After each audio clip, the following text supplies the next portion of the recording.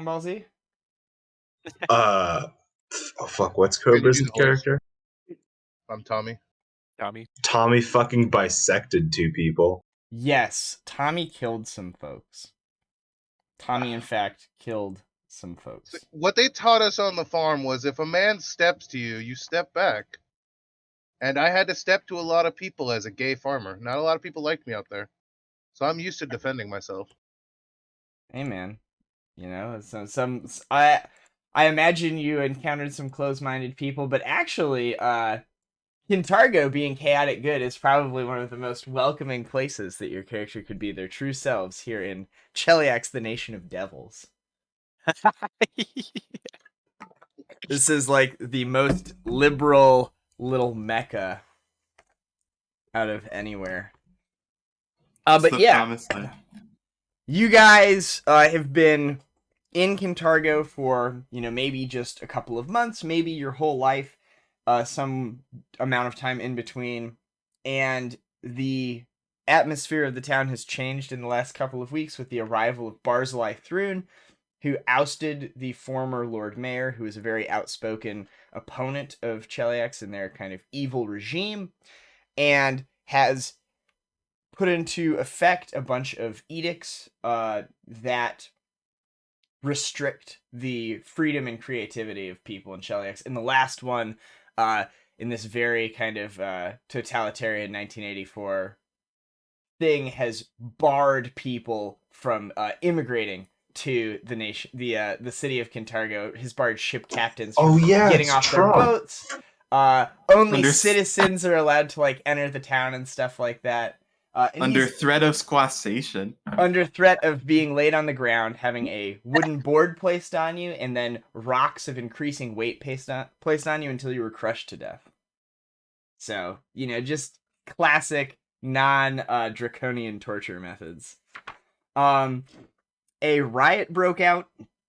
You defended yourselves at the riot, is what your legal representative would say. Your court-appointed person would say you were defending yourselves when you bisected those people. You then fled, and you ran into a gentleman named Rexus Victorica, who is the last surviving member of one of these outspoken noble houses. His entire estate and his family presumably was murdered or jailed during the Night of Ashes that happened a week ago, where a bunch of outspoken, free-thinking businesses were burned to the ground by Barzillai Thrune and his enforcers. You met up with him, you saved his butt, and he told you that his parents belong to an organization known as the Sacred Order of Archivists, who are worshippers of the god of knowledge, and their whole mission is to preserve knowledge for future generations. Cheliax has a long history, though there's little written about it, of destroying any historical information that speaks ill of them. So they've been doing some whitewashing of history, except it's more of a red and black washing of history, as they worship devils. And his parents opposed that, which is probably why they were killed. They, however, left a note to Rexus, which he gave to you guys, that indicated there was a hideout of the Silver Ravens, which were the band of rebellious upstarts that fought on behalf of freedom and justice in the Chelish Civil War here in Kintargo 100 years ago. So you guys have gone there to see if there's anything useful that the Silver Ravens left behind. Yeah. Anyone got any questions so far? We made friends with some dogs once we got here. Yes. The hideout is beneath the Fair Fortune's livery, and we do have a map of that. So, yeah. You guys have headed over to the livery. I think Yuri's controlling the dogs right now. He's giving them some meat. Yeah. I have been doing animal handling checks. Yes, I've shared the map.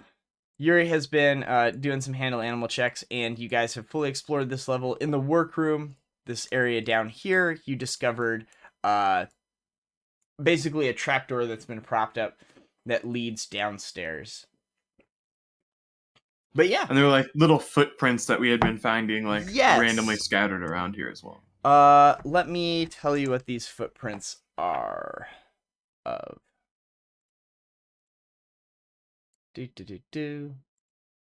Just gotta find the creature. Not that there'd be a creature here. No. Of course not. Didn't have an image of it there. Let me pull one up. Basically, they looked like little infant feet, like as if toddlers were walking around. But they had weirdly clawed toes.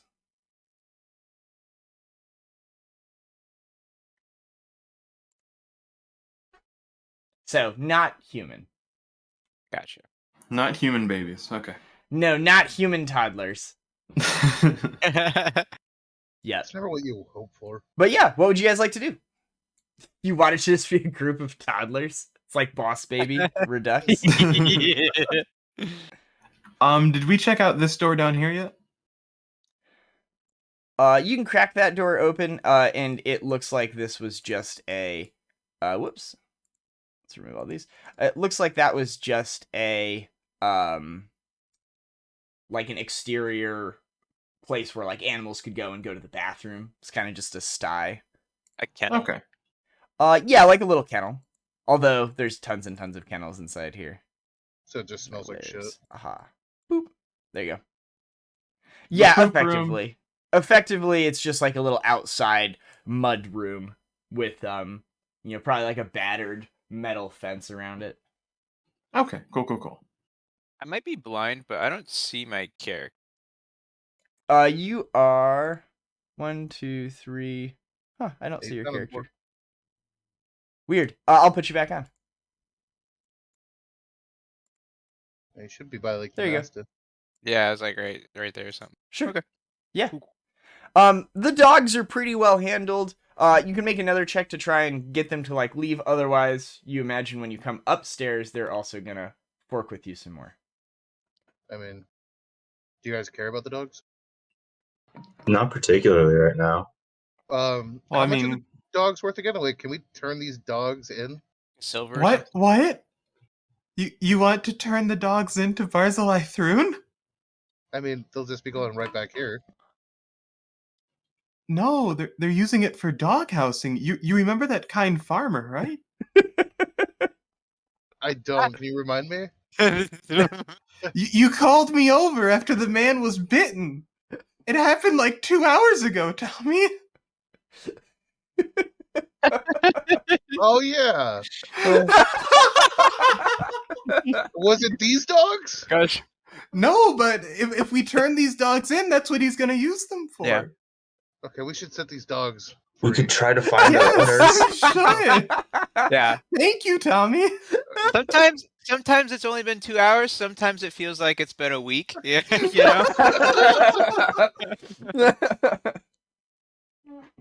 Yeah, something like that.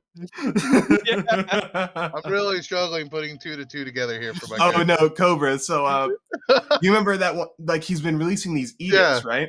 Yeah, One of the edicts is like dogs are like great majestic creatures that should be revered. If you give a dog to me, you can have like a couple silver pieces. Yeah, they're using him at the guard tower, right? Like out of character.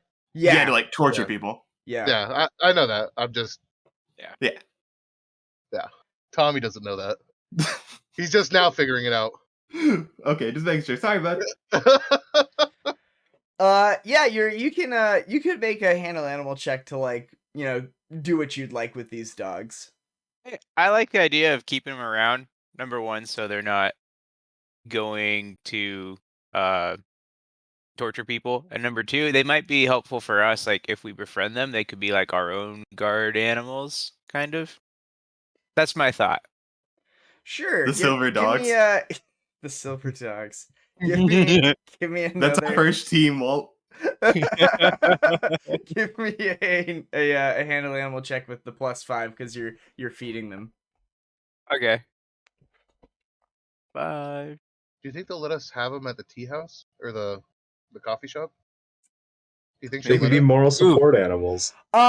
You put the food down and be like, all right, and now like you're gonna like come here and we're gonna like, you know, like I'm gonna like slowly give it to you or whatever. And they snatch like the whole steak out of your hand and just kind of greedily eat it. You don't think you've made any progress in that arena, but they're distracted for the next amount of time.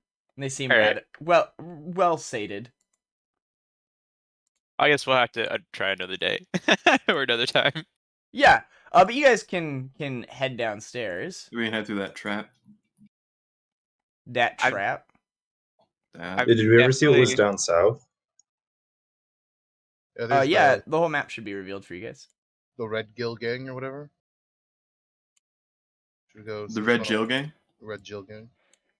So the in this room, remember, there was the trapdoor that was propped open.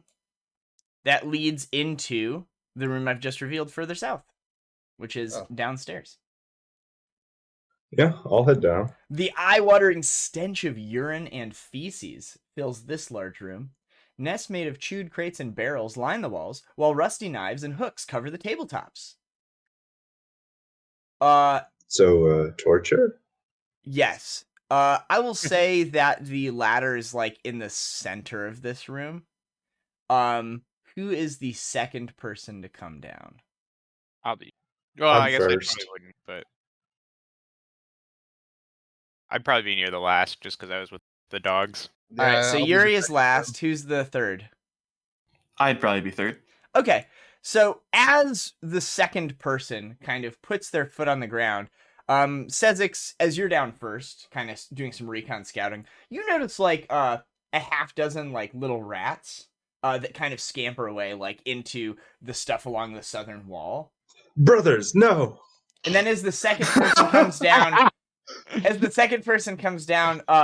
like one of those rats kind of like comes back like a meerkat and like posts up and like looks at you and then goes like squeak, squeak, squeak. And you see like a line of rats and then a swarm of rats.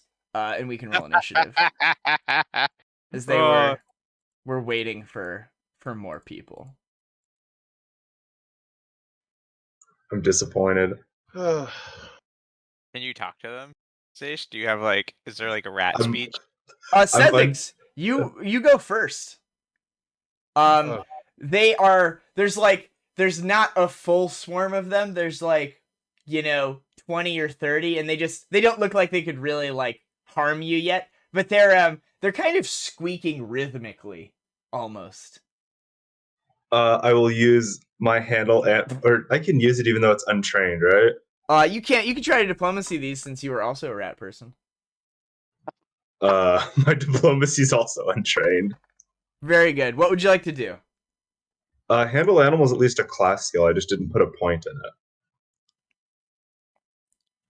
Like, sure. Hang on, let me hold on. Yeah, so it seems as if these rats aren't quite enough to constitute a swarm, but they're certainly doing something. You just don't know what it is. Yeah, I'm just pulling something up really quick. There's kind of like squeaking. And like. Yeah, I get +4 to influence rodents on handle animal. Fuck yeah, do it up. It Influence those rodents. We are no harm. You should actually help us. Sure. Roll it up with your +4. 26. Yeah, as you begin speaking, their ears kind of like fold back on their heads and they kind of hunker down a bit and the squeaking all stops. And you realize there's kind of like a doo-doo, doo-doo, and then it just goes quiet. And then you see a large rat emerge. A dire rat. This one is filthy. It's the size of a small dog. It has a coat of coarse fur, a long scabby tail, and 2 glittering eyes. And as this larger rat comes out, you could almost like hear like the tiny rat-sized fanfare as like their giant like armored mastodon like emerges from behind the refuse. And like it feels very like confident and full of itself as it like lumbers out. And then it sees you and you're like talking and it will just like sit and look at you. It doesn't do anything else. It seems mesmerized by the fact that you can speak. Caerrat. I'll look down at the rat cacophony and just kind of. I'm not going down there till that's solved. It's kind of like Muppet Treasure Island with all the little rats, and then there's just like this one big rat that they seem. Yeah, to be, like, I'm not going down around. there. I'll just stand at the top looking down. Sure, Tommy. What was that sight? That's actually You not reap wrong. what you sow. I'm gonna take a 5-foot step. No, I'm gonna do 10 steps, and I'm gonna ready an action. Sure. To like attack. Or trip, yeah. We'll Okay. see. Yeah, if they like approach you. Yeah. As you move forward, the rats kind of scamper away, and you see a second one emerge from the crate. This one has like a jagged scar across its eye. It's got like a couple of little rats riding its back with like their little rat claws like pulling on its fur to like steer it. And it comes out as well, and it like roars, squeak. And its like tail like smashes into like the little cardboard boxes there and like the little like wooden shit that's around it, and it like stomps around angrily. This one seems rather ferocious. But it also seems to be cowed by Sezzix check. Yuri. I'll turn to Caerrat because I'm up there. I'll just ask, what's going on? I believe he's talking to the rats.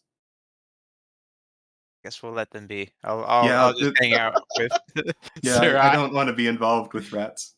Sure. I truly adore Sezzix, but his people.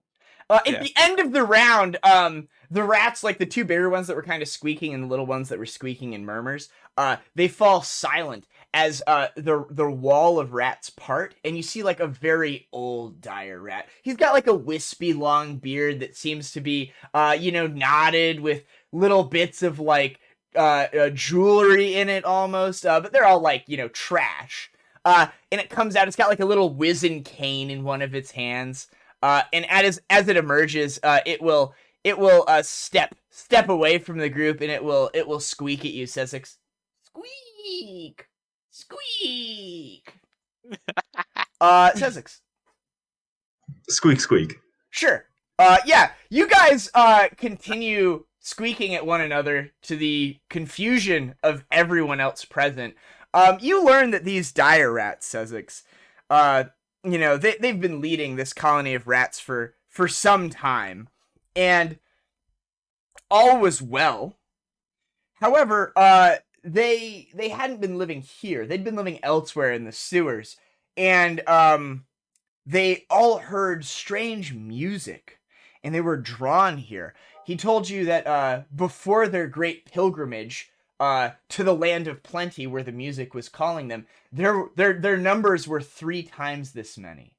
But when they arrived, they encountered a savage band of dogs that decimated their number. And you notice now that he's actually like wearing the pelt of like one of the dogs from upstairs as like a cape.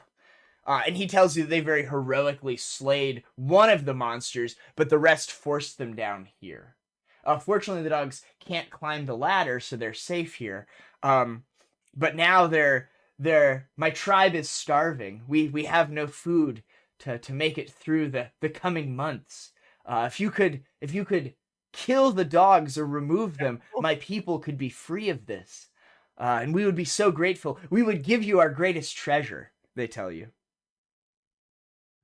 Currently, the dogs are distracted. When we return, we can help you eliminate that problem. Sure, like a handful of like smaller, like normal rat-sized creatures will come up to you. There seems to be like a mother rat and like a couple of little like toddler rats, the little pinkies. So she'll like come up with the pinkies, and the pinkies have like made like little macaroni Sezzix for I'll, you. like, pick up And they the... hand you this little effigy made out of like rat hair and like bits of bone and stuff, and they like present it to you. It's like, a centimeter tall or something.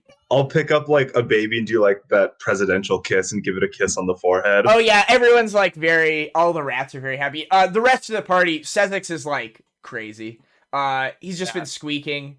One of the rats has been squeaking at him.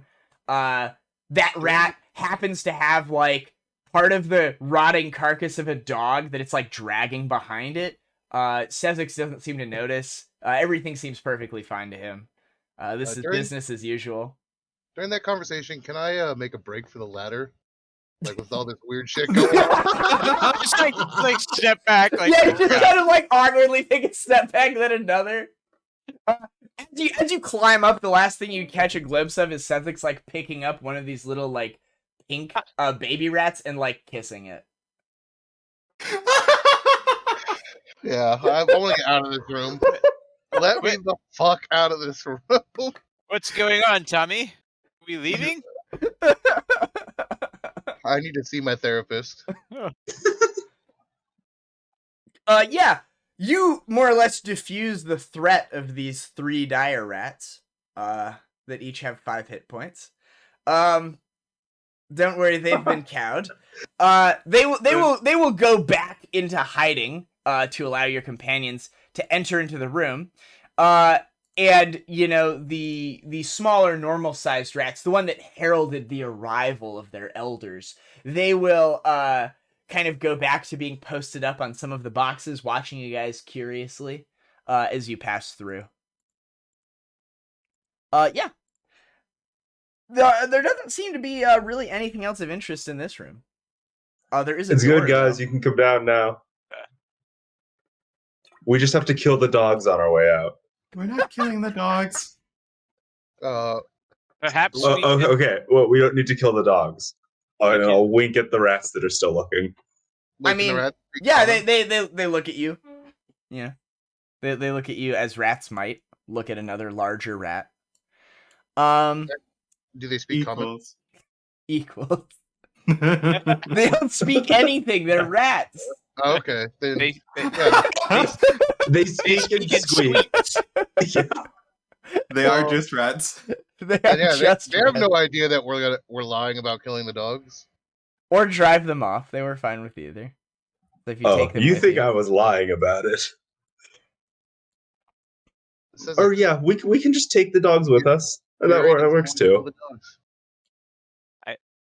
Perhaps we could relocate them. Maybe there's a... Yeah, we can use them to help the Silver Ravens.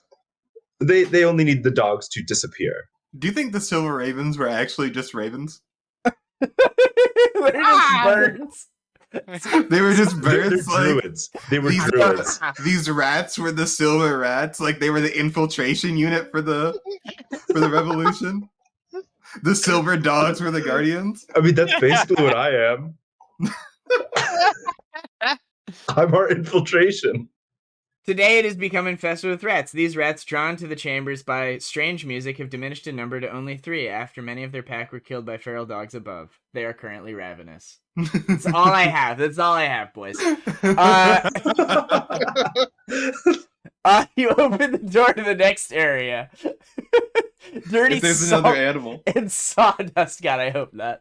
Coat the floor of this gloomy hall. Give me a humanoid so you guys can sink your teeth into it. Bits of the wall masonry have been chewed or clawed away, revealing narrow, winding tunnels beyond. Steel rails are mounted in the ceiling, and a few lonely iron hooks dangle from them. A pile of stained pillows and moth-bitten blankets lie in a 10-foot depression in the floor to the northwest. That's what that dark area is. All the pillows are? Yeah, this area up here that's dark is... Yeah, it's the pillows and a depression in the floor. Yeah. There's like a stained area with a bunch of pillows. Okay. And yeah, so the holes in the wall are like basically rat-sized tunnels that kind of perforate through most of the walls here. Like I'd say almost every other square along the wall, there is like a crack in it where there's one of these tunnels that winds off out of sight. But yeah, what would you guys like to do? Look around. Yeah. Can I go look at the pillows and try to find a new one? Like, I need a new pillow for the sewers. Sure. The depression here seems to be lined with pillows and blankets. The pillows and blankets are all of like a similar make or style almost. It's like they're all made of like the same fabric. That fabric's all the same color. And it looks like this fabric is not being used for its intentional purpose. It's like very rough. The edges aren't like folded in and seamed. It's like someone has like taken cloth or like a cloth object and turned it into some bedding. But as you are exploring it, give me a perception check.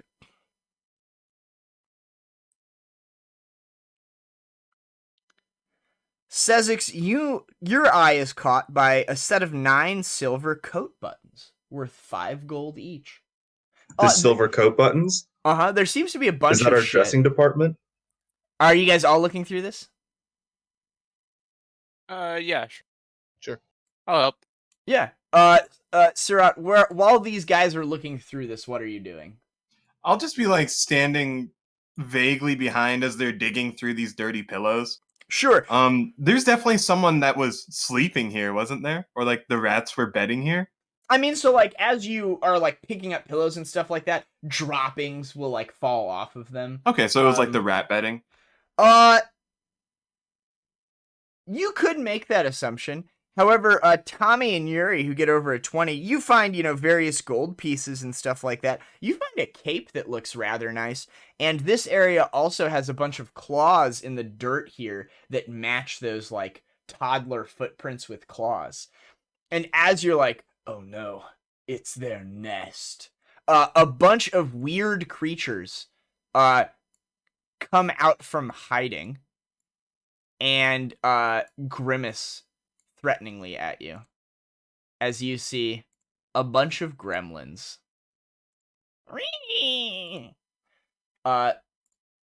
They are very ugly. Let's roll all initiative here. Oops. Damn. How long would it take for me to make a pillow fort? They will get a surprise on you guys because they have been waiting and hiding. I don't believe that these guys have an image, sadly. So let me post one up. In old Discord. Sezzix, if you need a pillow, man, like I can spare you a couple silver pieces. These are basically rat gremlins. So Sezzix doesn't believe in buying new things. But yeah, you see these gremlins. They seem relatively hostile, and you see that they have like jagged teeth and like little claws that look like they could mess with you with. They also have like bits of rocks or like broken iron like hinges and little like metal discarded things, and they'll begin by throwing them at you. Tommy, this guy hucks a piece of twisted rebar at you. It hits you for 1 point of non-lethal damage. Grimple 3 will then take a step out, take a 5-foot step as well, and he'll snarl at you ferociously. 4 will go. They'll all throw shit at you. A 10 against your flat-footed, Caerrat? Misses no. Bracers of armor. Bracers of armor, you son of a bitch. Bracers of armor. Let's get one on Yuri. Yo, Yuri.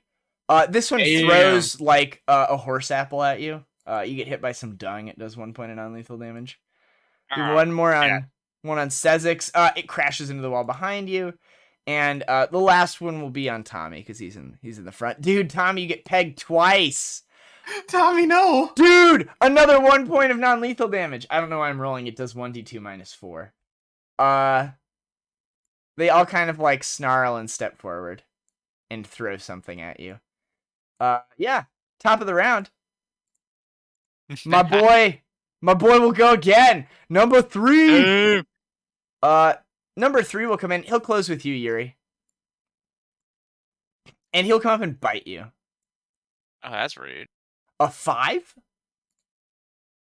That's gonna miss. Am I close? He misses. Okay, Yuri.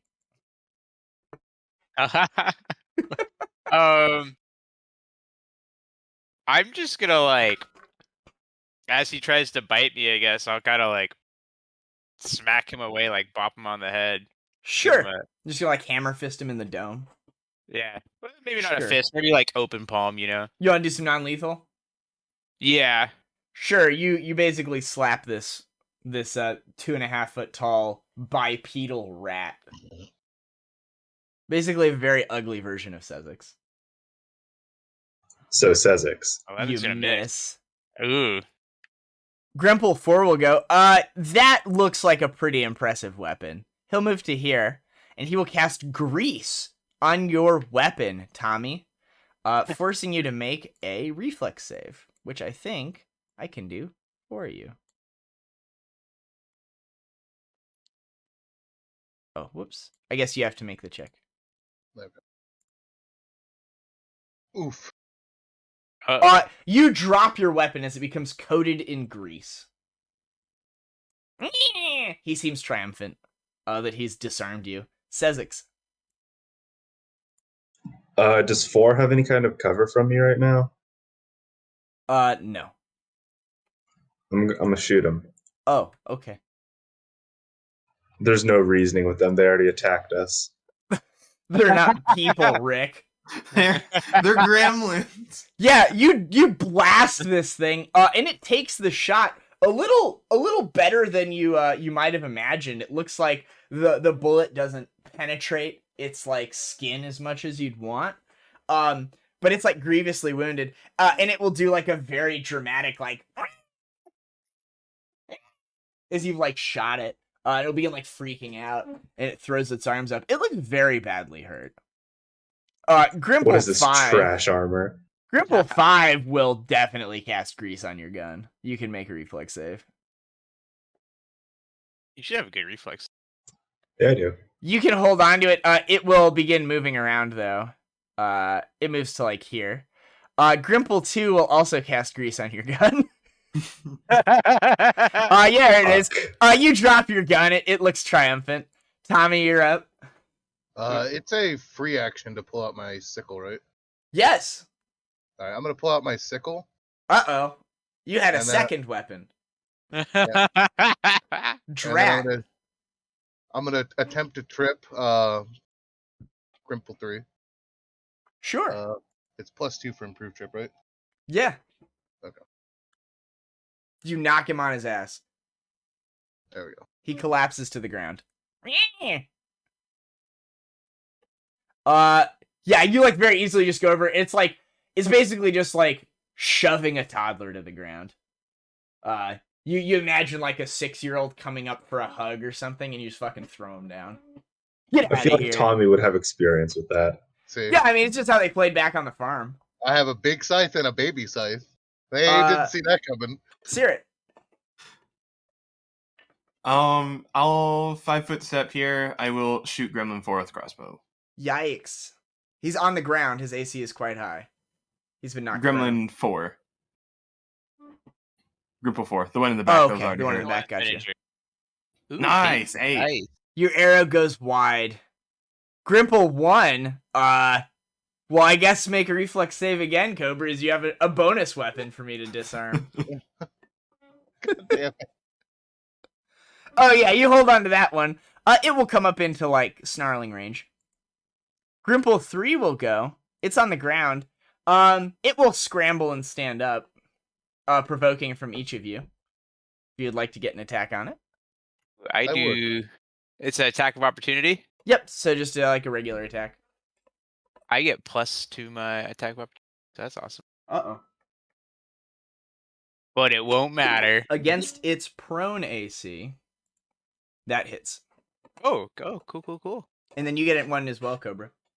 Okay. Let's see how much damage you do. Oof. It is barely standing. That's non-lethal, though. I don't think Cobra's is non-lethal. Mine is definitely not non-lethal. Yeah, it collapses to the ground.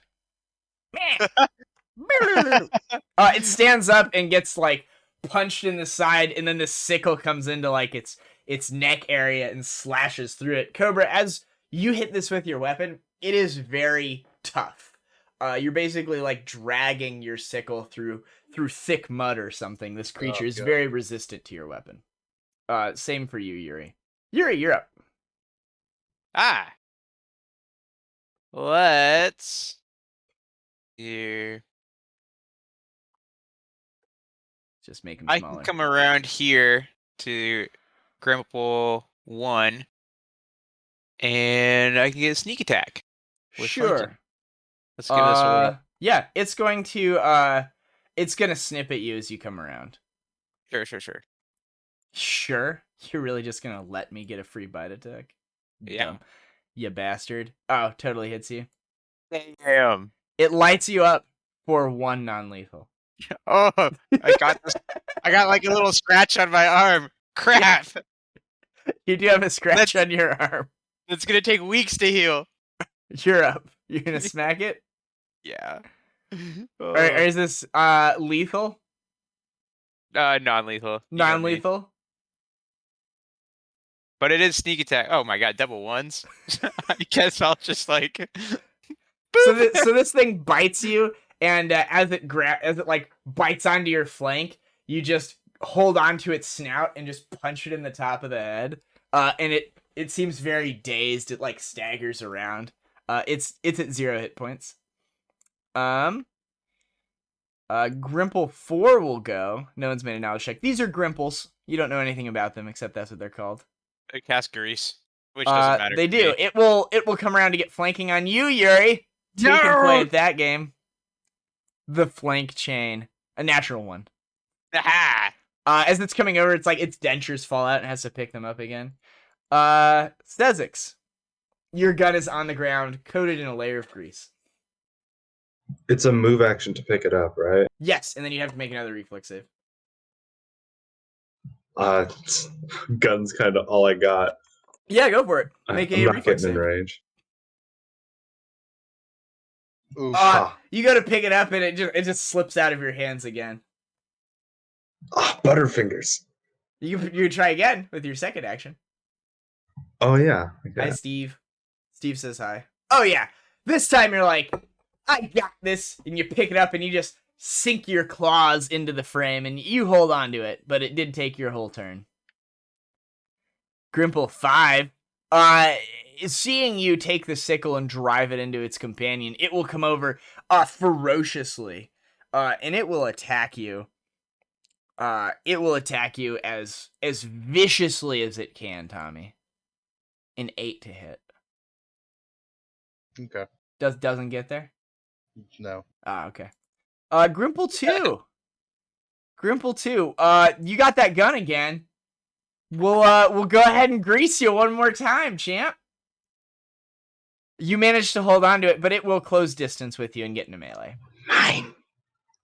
Tommy, you are surrounded by threats. Threats. Can I take a 5-step? Can you see my air quotes? Yep. The Can I rat. take a 5-step back here? Uh-huh. All right, and then I'm gonna attempt to trip the guy next to Sezzix. Just kill him. Why are you toying with your prey? He's You tripped. trip him.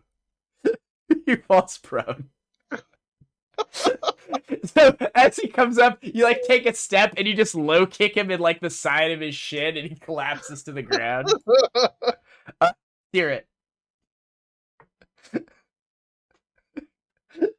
It's like that scene in like Step Brothers where they're beating up the children at the end. He's like picking them up and throwing them on the ground. It feels like the Billy Madison, the dodgeball scene. Where he's just fucking smoking. It's your turn, Garm.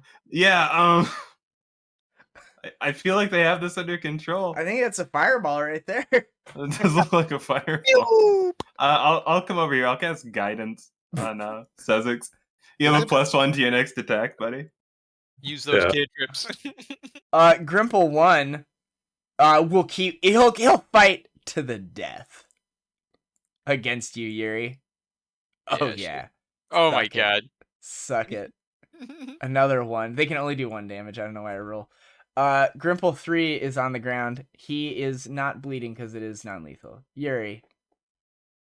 We're gonna Grimple 1 keeps attacking me, so I'm just going to attack him back. Sure. Non-lethal. No! Without your flanking, you are undone. Do you want to move after that? You can take like a 5-foot step anywhere. Are you good? I'm okay. Grimple 4 will go. Yeah, it's gonna return the favor, man. As you're distracted swinging at the other one, this one like clambers up and tries to bite you, but you manage to dive out of the way. Sezzix. A 5-foot step doesn't count as move action, Correct. right? You can 5-foot step, move action, reload, and then shoot it. I reloaded already. Before I dropped it. Gotcha. I never moved that turn. So then, yeah, you can just move and shoot it. I'll 5-foot step to here and shoot 2. Very good. I have like -4, right? Because it's in melee. Correct. All of them are in melee. That one's also prone, so you have an even bigger penalty. You want to shoot one of the standing ones. Oh. Your attack misses. Are you using paper cartridges? I don't know what the misfire on your thing is. It's 1 and 2. Okay. Sounds good. Then yeah, you just miss, and you can reload. Yeah, and then I'll reload. Grimple 5. Yeah, I mean, they'll just kind of be ganging up on poor Yuri here, as he's, like, holding off all of these things. Yuri, this reminds you of that time you had to bounce the group of, like, drunk halflings out of your uncle's bar. And they just kind of, like, clambered all over you like a jungle gym, and were, like, walloping you and fucking with you. Number 2 will go. It will stand up, provoking Cobra. Okay. You can attack it if you wish. Let's see what happens here. Against its prone AC, I believe that still misses. Your attack misses. Its eyes go wide as like this blade glints through the air and crashes into the ground next to it. And it will scramble over and it will bite Sezzix. That's what I'm talking about. That's what I'm talking about. If we lose to these rats, Tommy, I don't think it's physically possible. I'm gonna recombat maneuver this rat. Just kill it, please. Just kill it. Like, Alright, Steve's been watching you kick these toddlers over. Just please hit it. I'll just look at you sad. Just hit it, please. It's your fault, Caerrat. You're the one that told him to not kill the guards. Now he doesn't want to kill anything. The people. This one is also disabled. It staggers around. Caerrat? Does his weapon still look covered in grease? Yeah, you think this effect lasts for like a minute. Fuck. Sure. Yeah. It looks incapacitated. I'll guidance him again. It will attack you. Did you refuse to cast that spell defensively? Oh, wait, yeah. Kitty's got I was gonna claws! that, but I don't think that mattered. Kitty's got claws, Garm. Do I get scrapes at you? Oh yeah, you get lit Oh up. yeah. It takes a strenuous action though, taking 1 point of damage and goes unconscious. Sure. Caerrat, you did a damage on your turn. I'll make a concentration check. You've taken 1 point of damage. You succeed in casting your cantrip. I'll get bit. Ow. Grimple 1 will, in his similar disoriented state, in his death throes, take another savage bite at you. Dude, if these were actual creatures, you'd be getting fucked up. Yeah. They've been rolling so well, and we've been rolling so poorly. It also goes unconscious. Number 3 will go unconscious. Yuri. I'm gonna attack Grimple 5. You don't want to drop the one that's already injured? You got 2 on you. There's 2 left in the combat. Okay. Alright, we'll go for the Grimple 4. Oh, yeah.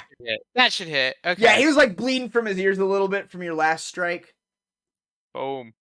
Yeah, that one goes unconscious. Got him. Grimple 4 is unconscious. Sezzix, there is 1 standing. And it looks very upset, but it's very aware that it's the last one standing. It's blasting time. Okay. Oh no.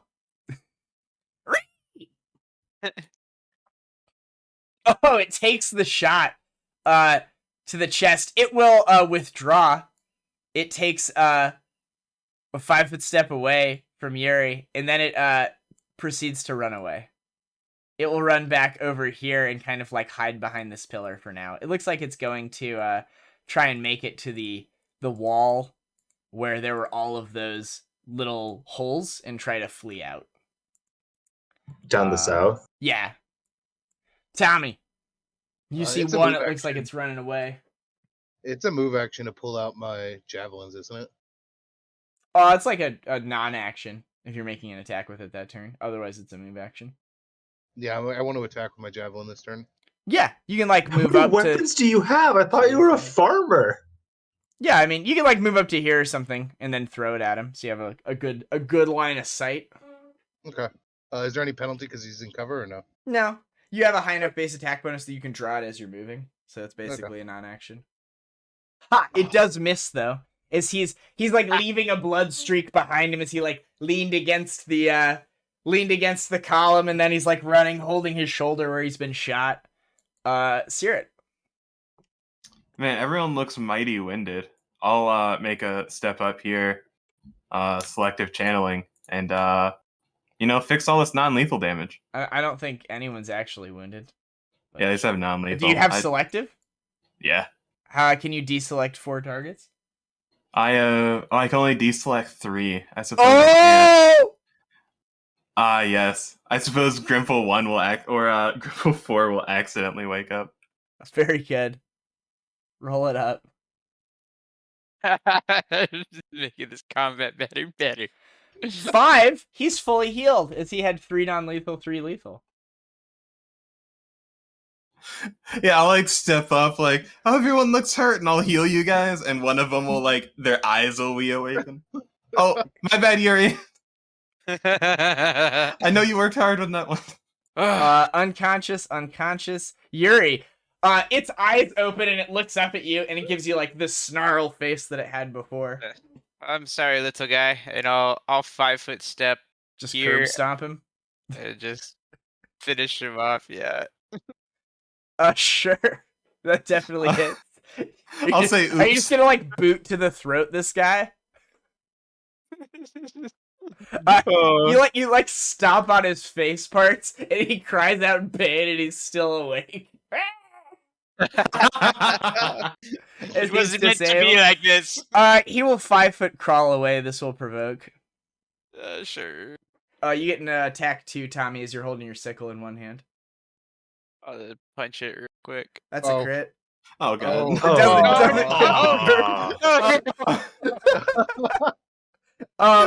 Your attack will also hit because it's prone. Okay, cool. And you get your sneak attack on it. So yeah, as it's like dragging its body away across the ground, the sickle hits it in the back, and then Yuri just kind of like kicks it in the back of the head, and it stops moving. It's dead. It's not around anymore. Sezzix. Yeah.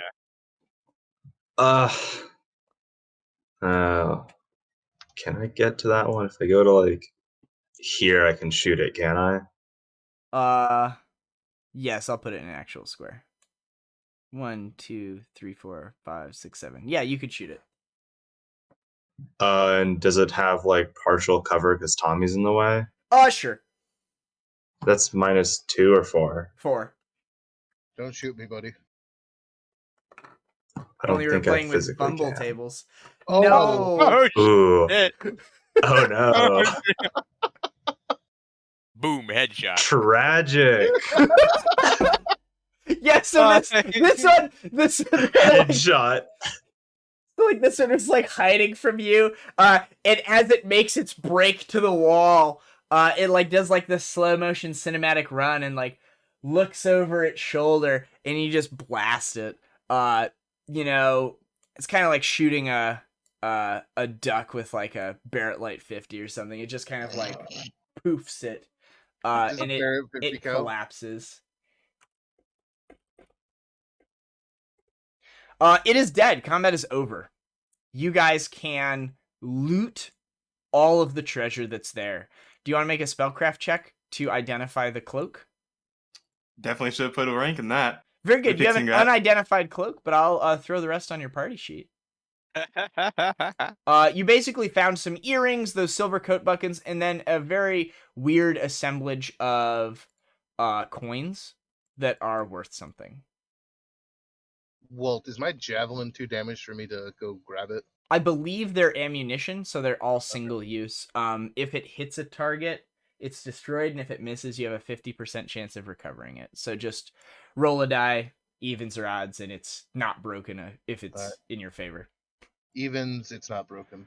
But yeah, you can check out the rest of this place. It just kind of goes around like that, and then over here, there seems to be a rusty kind of like portcullis. Bro, look at that. It's a half-destroyed rusty iron grating. You mean over here to the right of me, right? Yeah, that wall. Otherwise, there's nowhere else you can go out of here. And while you've found some valuables and like those silver buttons and stuff like that, none of it looks like it's especially old. So you don't think you've found, the cache of Silver Raven goods yet. But yeah. I'll just hide behind the pillar with my gun ready. Sure. What do you want to do about this iron grate? Looks like far too... Can we see what's on the other side of it? I suppose that's how eyes work. Ooh, You stairs. see stairs and a door. Can I make a strength check to see if I can pull the gate or the grate off? Sure. I'll help. Yeah. So one of you is primary, the other one rolls. Whoever's primary, tell me what you get. The alternate person is just trying to get a 10 to help out. And you can guidance them if you want, Garm. It's just a strength check. Do you have a crowbar or anything like a prying? I got my fists. Okay. Yeah, so just a strength check. Oof. And then, so I roll strength as well. Yep, and you're just trying to get a 10. There we go. So Yuri, you're like helping out, but Tommy isn't able to rip this thing off its hinges yet. You guys could take a couple of minutes and do what's called taking a 20, which is going to assume that you hit every number on the die as you go from 1 to 20. And you would then get around a 17 on the die. You'd be able to pry this thing off its hinges. So it takes like a minute and a half, but you can rip it off. Can I try to just figure out how to actually open it? Yeah, you can make a disable device check. Could I do knowledge engineering to try to figure out how it works? It'd be a higher DC, but sure. Well, I actually have a bonus in this at least, but I guess that doesn't matter. Yeah. This is an imperial system. You're only used to working with metric. You're lost. This gate is made of gate. Yeah, you have no idea. This wasn't up to code. I'm not familiar with these backwater grates. I'm only good with sewer grates. So we can just take 13 minutes, and I think we meet the no 13 rounds. So a minute. 78 seconds. Yeah, like a minute and a half. Okay, yeah. So we can just take some time, and we'll eventually get it open to Tommy and I. Yeah. So you guys take a couple of minutes, and you crack this thing open. It moves with a screeching noise, and opens enough for you guys to pass through it. Excellent. We'll repair that later. Sure. Repair that. Fix it in post. And you see some doors to the south. I have a portable pot next to me that I've had sitting here waiting for water to boil for 20 minutes, and I just realized I forgot to plug it in. Smart. Incredible. Smart. Classic. But yeah, I imagine you guys are gonna go down and open up that door. Yeah, Yes, I'll sir. open it up. You know I can't say no to double doors. We haven't seen mimics yet, so my character wouldn't know about mimics. Yeah, same. Hey, shut up. You guys love the mimic. Yeah. Mine is just a money whore. Good old mimics. Opening this door, and kind of stepping through it and taking in the room, you see a 50-foot diameter pool of rancid brown slurry that fills the most of this circular chamber. Chunks of plaster have fallen away, leaving ragged patches behind in walls and ceilings and mounds of rubble on the floor. What wall space remains is decorated in crude drawings that seem rather recent, and symbols of sinister form. Greasy-looking chains run between 4 stout pillars rising from the muck and anchoring to various points on the wall. This is very nasty. And yeah, it just looks quite gross.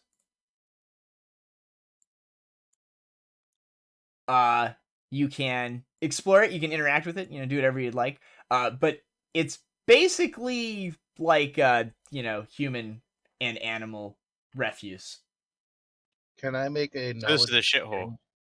Literally. Ah. Can I make a knowledge engineering check to just see what this really is for? Could I do the same with knowledge? You could do a knowledge arcana check. Okay, no, I don't have that. I think someone might in your party. Someone named Garm. I have 4 skill points a level. Solid. You guys don't quite know what's up with this. Can I do a craft alchemy to figure out exactly what it's made of? You'd have to get closer. But yeah, you could take a sample. It's probably poop, boys. It's probably I can make a shit bullet. Please don't. That's definitely illegal. And not like not the kind we're doing, but the bad kind. Yeah. You guys have been here for maybe a couple of moments, and you notice that the water is not still.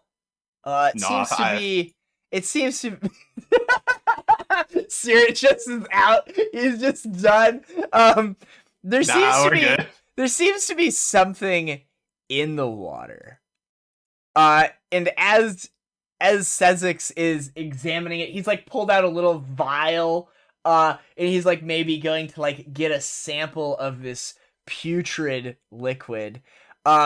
You see a couple of creatures that look like they are melted army men almost, kind of emerge from the center here.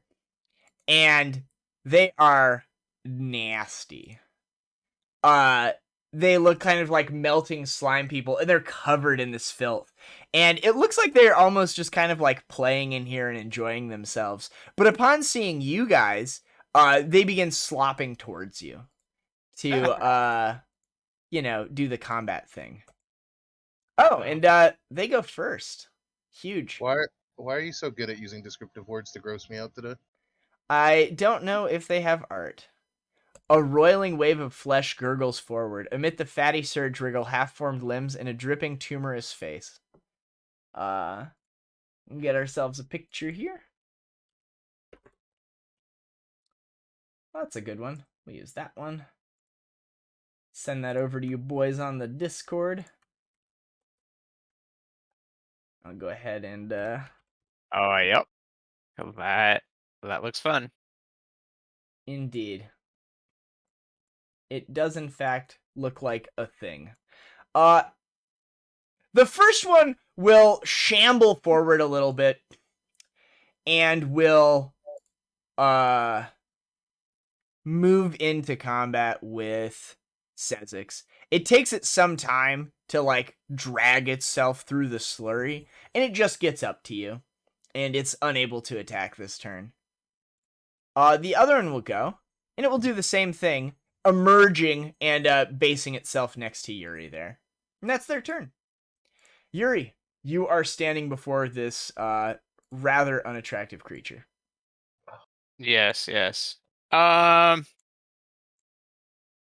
I think I'm gonna delay my attack until Tommy gets in nearby, because I might be able to get flanking.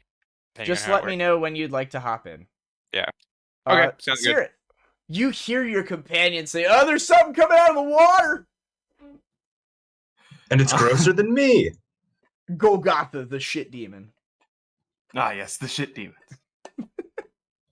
I had a character die to one. Yeah, I'll step up to here. You can make a knowledge planes check. 4 skill points. We'll get him next level. You don't know what this is, but it doesn't look No right. idea. Oh, no, I have all my knowledge skill checks on another character. Very good. That one's not playing in this game, though. No. Sadly. Yeah, I'll just kind of be scared of whatever this is. Yeah, they certainly seem hostile. Yeah, I'll just guidance Tommy. Okay. Tommy, you get a +1 on your next attack. Ooh, Tommy, 5, 10, 15. this looks like a thing you don't have to take alive. Yeah, no, it looks killable. As I run up, I say it looks like old Ma on the farm. And then I proceed to power attack it with flanking. So Sure. +1. Yeah, you come up behind it. It kind of like slowly shifts to notice you. You can drive your weapon into this thing with all of your might. Yeah, as your scythe hits it, it feels like you're trying to cut through a tree or something. As this thing has DR5, and your blade makes like a pretty good chunk into it, but doesn't quite fell it because it is quite resilient to your weapon. And there's a spray of like rancid acidic blood. It's like black ichor that comes out of the back of this thing as you hack into it with your scythe. Sezzix. Ooh, can I go now that Tommy's? Yeah. Cool. Yuri, you're up. I'm just gonna make a sneak attack on this. Sure. Cool. You dome this thing. How would you like to hit it? I don't really know its organ structure, so I'm just gonna kind of like, I see where there's like a face and stuff, so I'll go for like that. It's maybe try and hit it the head if it has a head. Yeah. You smack it in its skull, and again you feel the same resistance that Tommy did when he hit it with its scythe, but that's still enough to drop it. Cool. Sezzix, you've got one right next to you. 5-foot step, and then move back to here, and then I'll take a shot. Yeah. By all means. Your gun jams. You think that as this thing came up, it like slurched some sludge into the end of your barrel, and as you go to fire, it messes up. Did you? Oh, you didn't take a 5-foot step. It's gonna attack you as you move away. I said I took a 5-foot step. Oh, If you take a 5 So you'd foot, be you here can't then. move more than that. Yep. If you take a 5 okay. foot, that's all you move on your turn. Okay, yeah. Yep. Then y'all 5 foot and then just shoot it. Okay, and then your gun is jammed. Yeah, I'm looking up what the fuck I need to do. Yeah, so you can start figuring out how to clear it. One of them's on the ground. The other one, as you're like messing with your gun or whatever, will come forward, and as it swings at you with its kind of like bulbous, tumorous arms with these hands on the end of it, you can see as now it's moving with a great velocity, its flesh kind of moves back, and it has these jagged black claws that it's trying to tear into you with. And it'll make 2 attacks. Ooh, a natural 20. Does not confirm, sadly. But it does hit you twice. Oh, just once. The 15 misses. Yeah, the 15 It claws into you for 3 damage. The other one is on the ground. Sear it.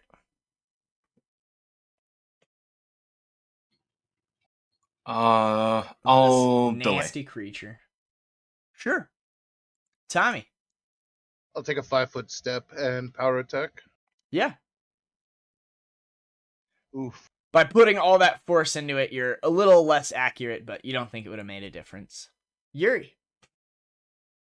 I will come up next to Tommy because I can't get all the way around. You could get all the way around. You can move through Sezzix if you want to. Okay. The thing would just claw you. That's fine. They can. Yeah. They can try. Sure. It can try. As you run through it, it scrapes your gut for 2 points of damage. It certainly did try. You can make your attack with flanking. Yep. It was worth. It was totally worth. Oh, but of course. Yeah. I appreciate the hustle. Yeah, again, your attack seems to do like half damage, as this thing is quite resilient to your fists. Sezzix. I will take a 5-foot step, and since I took a 5-foot step, I can't move anymore, but I still have a move action, right? Yeah, and you had a move action last turn as well. Oh, so I would have reloaded with that one.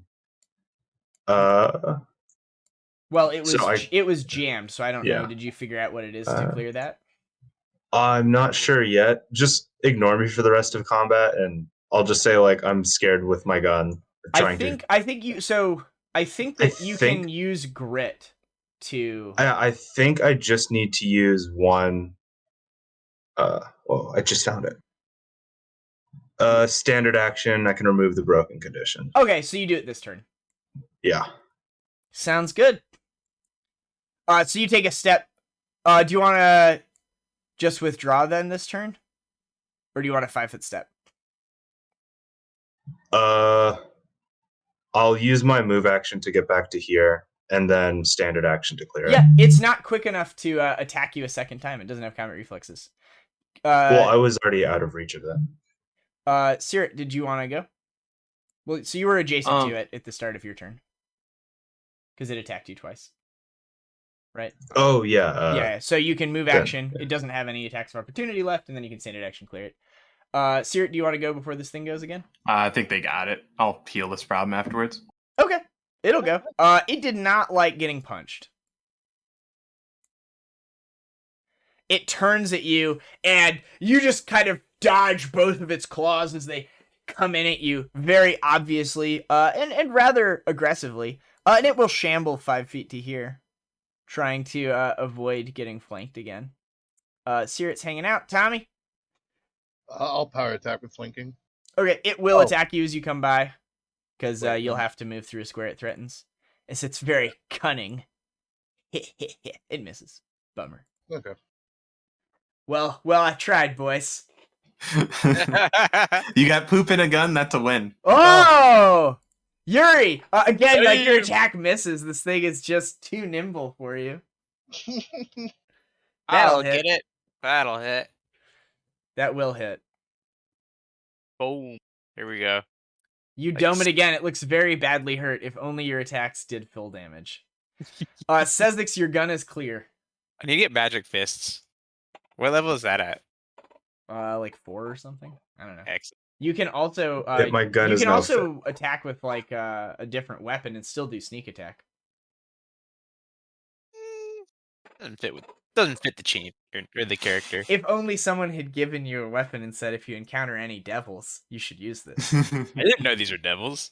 Yeah, they were Lemures. Yeah, but I mean, you could try. These are unidentified creature 1. They are unidentified creature 1. You definitely hit it. Roll it up. Your bullet seems to do no damage to this creature. Yeah, you are the only one that has heard it. So, we continue. There we go. There we go. Damn. Ugh, lighten him up. Is there anywhere I can go? It will go to here. That way it can't be flanked again. Is that a 5-foot step for it? Caerrat? Man. Still vibing? Looks like you guys are having fun. Yeah. Tommy. Alright, I'm just gonna use a standard attack for my scythe. Sure. Oh. Too bad. Oh, So really? sad. Missed by 1. If only he'd cast guidance on you. Yuri. Alright. I now feel like perhaps I should use the dagger. It seems like this is not working. So we'll attack it with the words of Rexus echo in your ear. If you run into trouble, use the dagger. Yeah. Like, maybe. Sure. Yeah. We'll attack it. Dagger! Dagger! Dagger! Oh! It takes all of it. And as you stick this thing in its head, it shrieks in pain. It cuts through it like butter, and it just drops to the ground and like twitches. Combat is over. I'll begin cleaning myself of all this shit. These creatures do not disappear. They seem to remain, which doesn't tell you anything about it. But later when you identify them, it will let you know that these creatures were called here rather than being summoned. Exploring further north, as I imagine you will. I can collect my sample now, right? You sure can, buddy. Give me a fortitude save. Yeah, you're able to collect it, but like the sample is a little diluted as you're collecting it. The odor of this hits your nostrils and you vomit into the pool as well. And it's just kind Can I of grab lost. some of that as a sample too? No. The scientific process hard at work. These patches here are difficult terrain where there's this rubble, but you guys can move past them as you see the chamber continues further north. Also, I imagine you have some sort of light source, Caerrat, like a spell. Yeah, I'll cast daylight. Not daylight, like Light cantrip or dancing lights. I have the daylight spell. That'll last for 10 minutes. Okay, you probably cast that at some point because there's no light downstairs. Oh, then yeah, I'll use that down here then. Yeah, you used it before. One of us has a torch too. Like, I don't know. Oh yeah, or a torch or whatever. I just have dark vision. Yep. As you guys continue north, there's no more creatures here. But you see that these northern rooms have fallen into disrepair. Chunks of plaster hang from the walls, exposing rough stonework beyond. Scattered furnishings that once outfitted bunk rooms, a kitchen, and even an armory lay scattered about in states of complete disrepair. And doors hang from the hinges of crumbling archways that lie between the chambers. You can make a perception check here as you look around. There's a bunch of different crates that have a bunch of different things. Everyone can make a perception check. Sezzix the Keen-Eyed. You notice another small nest in the northeast corner that seems to have been used by a small humanoid creature. But not enough material remains in the nest to reveal any more. And there doesn't seem to be a creature here. Can I figure anything out about the creature based on, like, Sadly, what it there's is? just not enough information to find it. I'm going to roll this die. Sadly, there's not enough information here to find it. However, there are some crates full of stuff. I will go looting. Yes. Crack them open. There is a nice suit of leather armor, a short bow, a hand crossbow, a silver morning star, a nice cloak, and a pouch of 12 pearls worth a lot of money. The second crate has a locked, watertight iron coffer. The third crate contains what looks at first like ancient straw, but it seems to conceal its actual contents. 6 silver raven figures. I'll hand them out.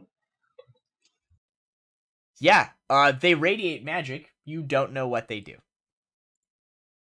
We'll be Sure, fixing what that does this next do? level. Yeah, we'll be fixing that next It's level. a fantastic question. I will put all this stuff in there. The second crate is locked, and there doesn't seem to be a key. Can I try to knowledge engineering it? Negative. Disable device is what you need to pop this bad boy open. No, I don't have that. Yeah, I mean, I will... Can I punch the lock? Yeah, you can try to break it open if you'd like. Can I try to rip it open? Yes. Why don't we look for a key first? Just a quick cursory look. Yeah, Okay, you guys. we're breaking you it. guys spend some minutes here looking, Garm. You do not find a key. Sick, yeah, we can break it. Yeah. Sure, give me a strength check. Oof. I'll guidance. Not quite enough to open this thing up.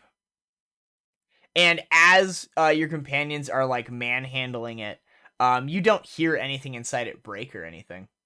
So Nice. yeah, that's a good sign. But I imagine after a couple of moments of bashing it, you manage to get it open, and there's all sorts of documents and scrolls. There are some magical scrolls. Do you have read magic? Man, I It's a I 0 will level cantrip. tomorrow. It's a 0 level cantrip. Yeah, I What will cantrips tomorrow. did you pick? Detect magic, guidance, and purify food and drink. Food and drink probably wasn't the right choice. You get 4. I have 3 at level 1. Oh, okay. Unless I'm really...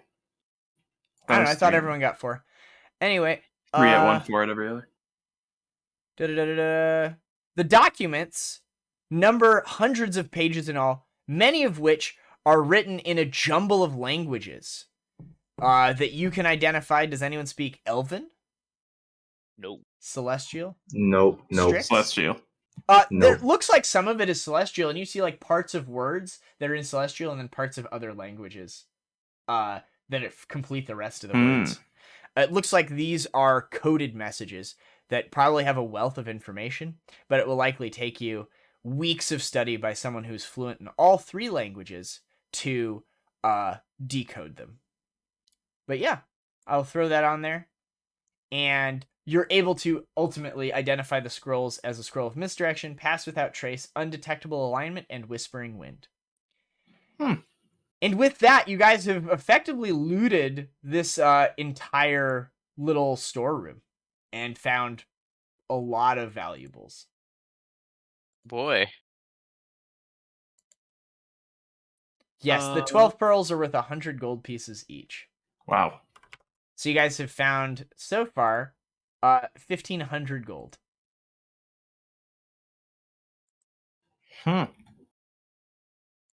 Indeed. It's a lot of gold for people who haven't had much gold. That's a lot of money.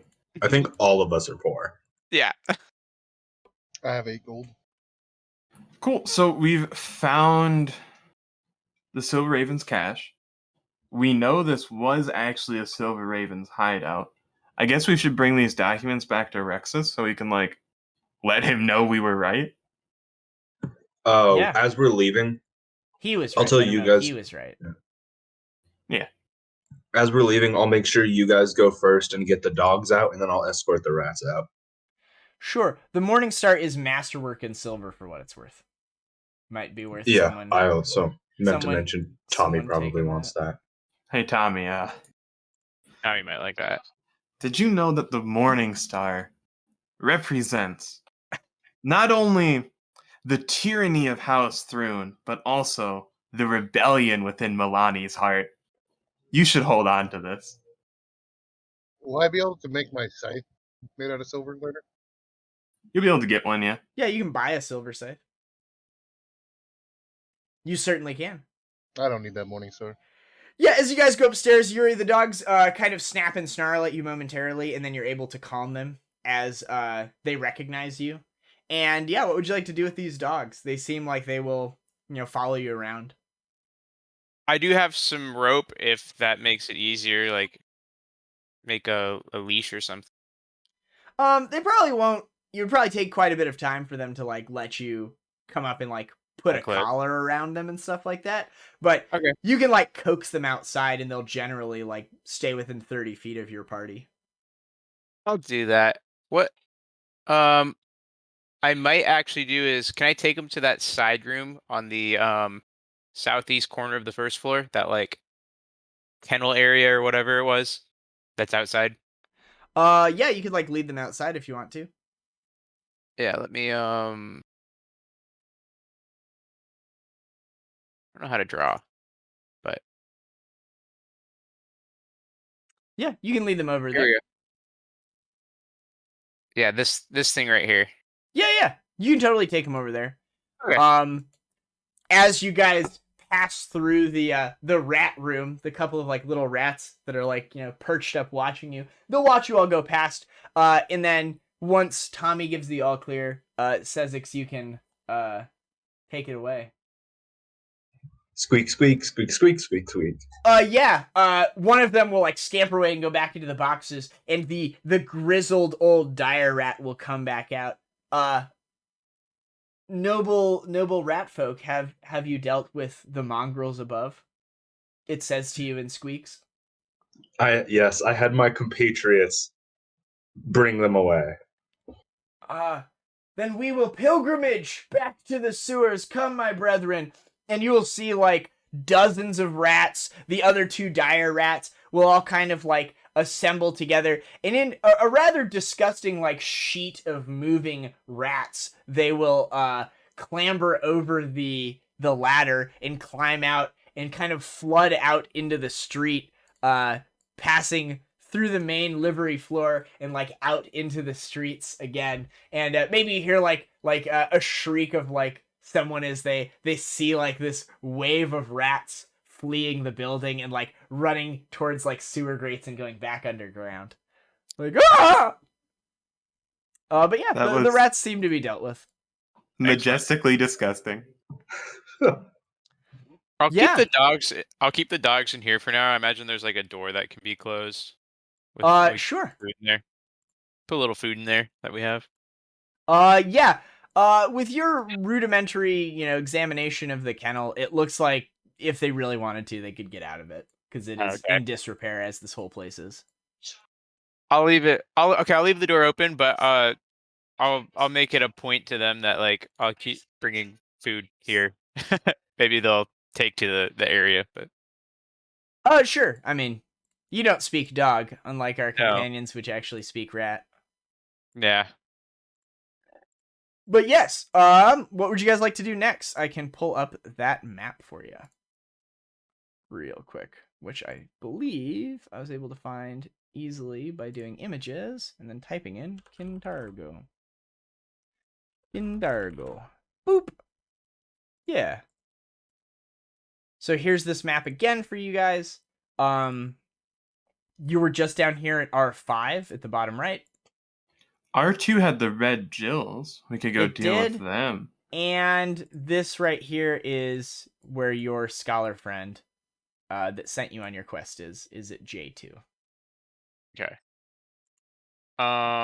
You see like a little quest turn-in icon over J2, and there's a little side quest over at the Dry Goods, and there's also a little side quest over at Clenched Jaws.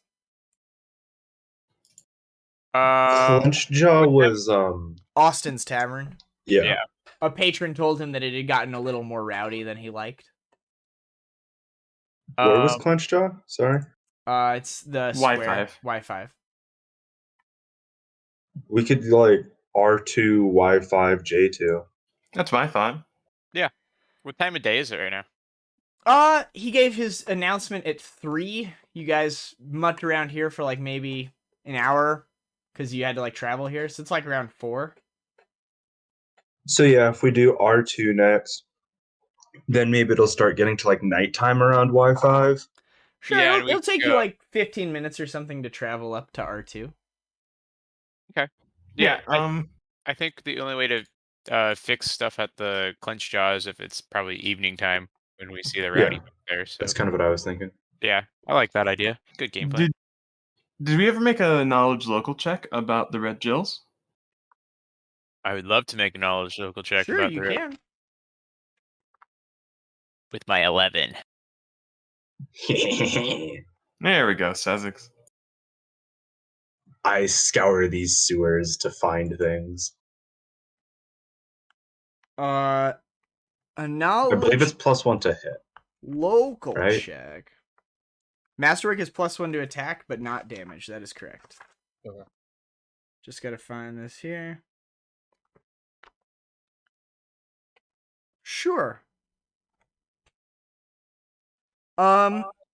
So with your knowledge check, you know that the Red Jills are a collective of thugs that specialize in muggings, theft, and generalized bullying. For years, the small band of thieves has eluded the law, thanks to a combination of luck, secrecy, and a maintenance of a small enough membership that Kintargo has never felt the need to bring the full force of the Dottari down upon them. However, your rumor was that they've grown increasingly aggressive. The muggers and thugs wearing signature red cloaks have become more and more common. And yeah. Sick. Are they considered a rival gang to the River Talons? Yeah, I mean, like, not really. They have their territory and stuff like that, and they stay to this part of Kintargo, which is kind of more derelict. I know that you dipped out a little bit earlier, Austin, but that district where all the R's is known as Redroof, where the homes and small shops are built from brick and tile made of river-dredged red clay, rather than Kintargo's iconic white limestone, giving the neighborhood a distinctive look compared to the rest of the urban sprawl. The brick buildings fare far worse than limestone, and these are it's like a lower class district. Yeah. So, it's kind of a little crime-ridden, things like that. You guys can certainly head up there. Okay. Yeah. Ooh. It takes you about 15 minutes to get there. And you enter this district that has a bunch of little shops, some of which have signs. There's some residences. There's people outside. There's not like active like gang activity or anything like that. But you note that nobody looks like they're particularly well off. You see a large stone building that stands out. It has a sign outside that labels it as Hocum's Fantasmagorium. You note that there is a pair of Dottari standing outside it. There is a place called Kember's Dry Goods and Supplies. There are some people going in and out there, like buying goods. There is a market that extends for a couple of city blocks. There's a smattering of butchers, greengrocers, street meat vendors. This is where you came to buy the meat that you plied the dogs with earlier. Yes. And there is a large clothing vendor here, known as the Devil's Threads. It's a quaint tailor shop. And you would know with that knowledge local check about this area that it's operated by a tiefling, which is rather rare, as tieflings are, like, at best second-class citizens in Kintargo.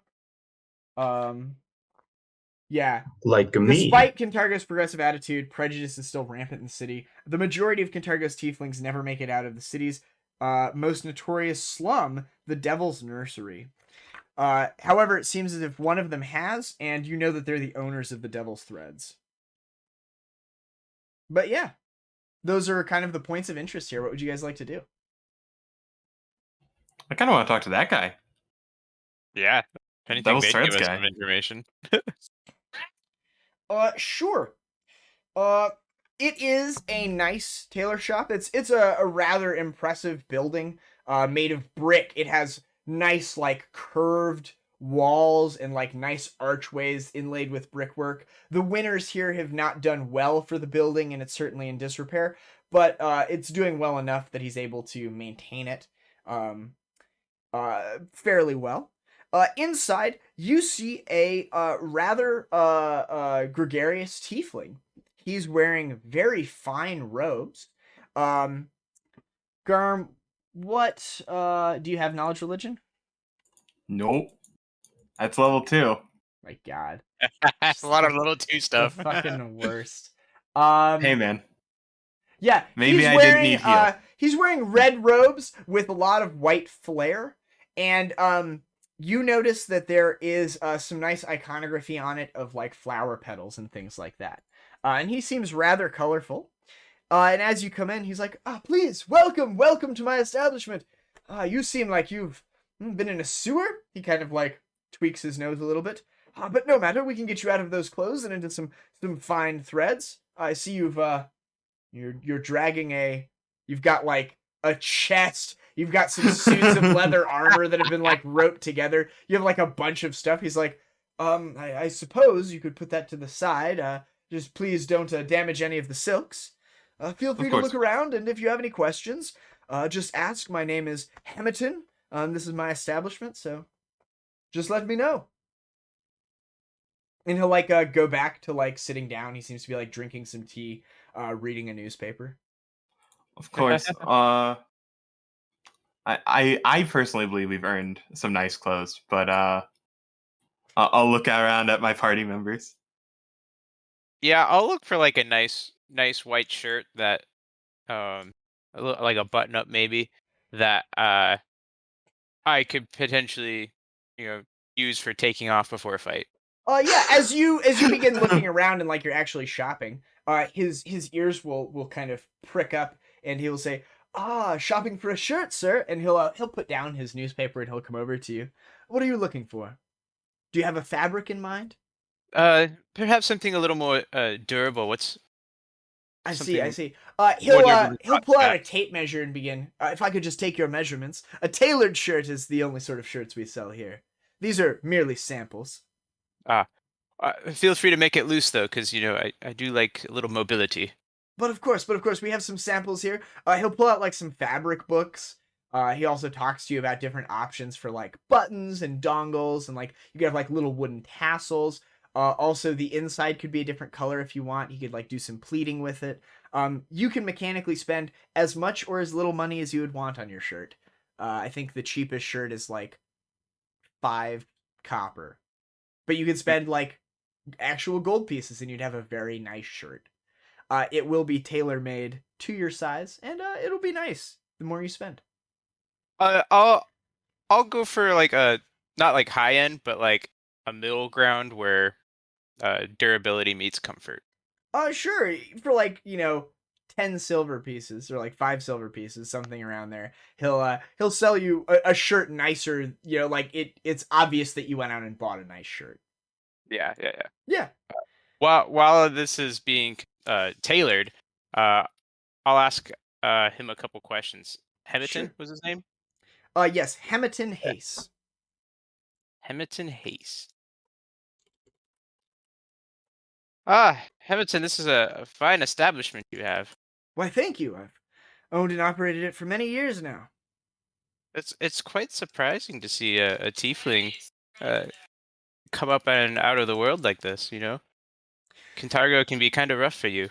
Ah, yes. Well, my heritage would have gotten me into trouble elsewhere in Cheliax, but fortunately Kintargo is on the bleeding edge of progress in this matter.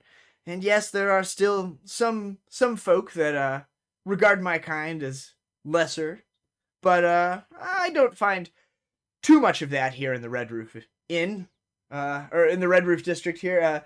Everyone, for the most part, seems to look past anyone's race or creed and bases them on the value of their actions rather than how they look on the outside. Though that said, when you look good on the outside, you feel good on the inside.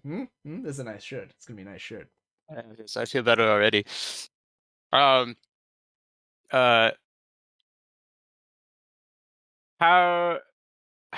well do you fare with the Red Talons in this neighborhood? Yeah, that sometimes there can be issues with them. Oh, the gang. Yes.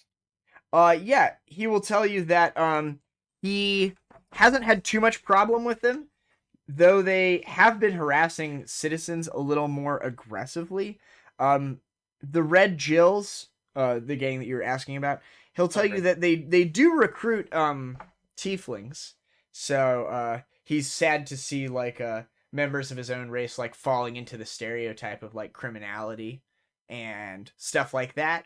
But he admits that everyone does need to make a living, and Kintargo is still a little backwards in that regard, so they don't really have a lot of other options. Unfortunately, his business doesn't do well enough to really put a roof over anyone else's head, so he's the only one that works here. But he hasn't been hassled with them, and he suspects it's because he's been here for a while, and people know that he's a cut above the rest and could probably defend himself fairly well if needed. I'll probe a little deeper. As he carries himself with like the manner of someone who's probably like been in a few fights and emerged victorious. Yeah. I'll probe a little bit further and just inquire what he's heard about like other citizens and sure, make a diplomacy check. And he will tell you if he's learned anything. You make a knowledge local, or you've already made knowledge local, so yeah, you can make a diplomacy check. Hey. He sadly doesn't know like where the Red Jills are located as he tries to steer clear of that element. But he will tell you that R1, Hocum's Fantasmagorium, was a collection of oddities, so it's part freak show, part museum, but it's been closed down for many years, and Barzillai Thrune's agents a couple of weeks ago posted up around it, and now people kind of have been steering clear of that city block. So it's been like an abandoned building for a while, but now there's like some Thrune agents hanging around it, and he doesn't know why. And he would advise you to like steer clear, as they seem like fairly serious about protecting that structure. Okay, sounds good.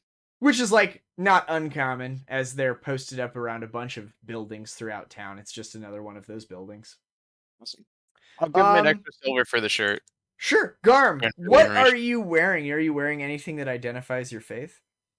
No, I know enough to hide it. Okay. I would definitely be some like small hidden iconography, probably like 15 perception check to identify something, like something I said regarding roses or something. I seem to have rolled a 15 on this die. Yeah, it seems I'm not like actively hiding it, but like enough to look for. Sure. He will, be helping him, and he'll be helping Yuri with his shirt, taking measurements and stuff like that. And as the rest of you are shopping around, he'll come up to you, Caerrat, and he will strike up a conversation as you're like looking at some robes or whatever, and be like, "Oh, yes, those are fine robes. They've got some nice stitch work here. I've included some ever blooming flowers along the side here that I think really bring out the color pattern. Don't you agree?" Oh yes, the darling rose always shines so bright. Yes, it does indeed. It does indeed. He'll say with a smile. Oh, politely nod. Mm-hmm. Yeah. He'll go back to what he was doing. Do you guys have any other questions or anything else you want to do? Yeah. So, if you have an opportunity, I would truly enjoy a conversation about the recent proclamations from Barzillai. Not only all of these things must have even put an impact on you, even something as specialized as how much gold you can wear. Has that was that a targeted attack against someone like you? No, I tend to favor the colors of red and white more than the golds that are common among others. So it hasn't impacted me in that regard. You can make a token die roll if you would like to know. Yeah, you know that red and white are the sacred colors of Milani. Of my own deity, yeah. Yeah. He's like, I prefer the colors of red and white, so having gold restricted hasn't really impacted me. As you notice, he's wearing red and white robes. He's a little more obvious than I am. Fantastic man. Yeah, he's one of us. He's in the slums. Who cares? Fair. I mean, yeah, he's one of us guys. So we're here. He doesn't know where the Red Jill's hideout is. He knows to avoid the building. That was Hocum's, where the guards are. Hocum's Fantasmagorium. It was like a museum of barnyard oddities that's been abandoned for some years, and there's just guards around it now. There's a dry goods store. There's the market district. There's this place. The Fair Fortunes livery is also part of this district. The Devil's Nursery is the slums where all the tieflings are. So you could go like over there and question tieflings. There's also a building called the Cloven Hoof Society, where it's kind of like a gentleman's club for tieflings. Can we go there?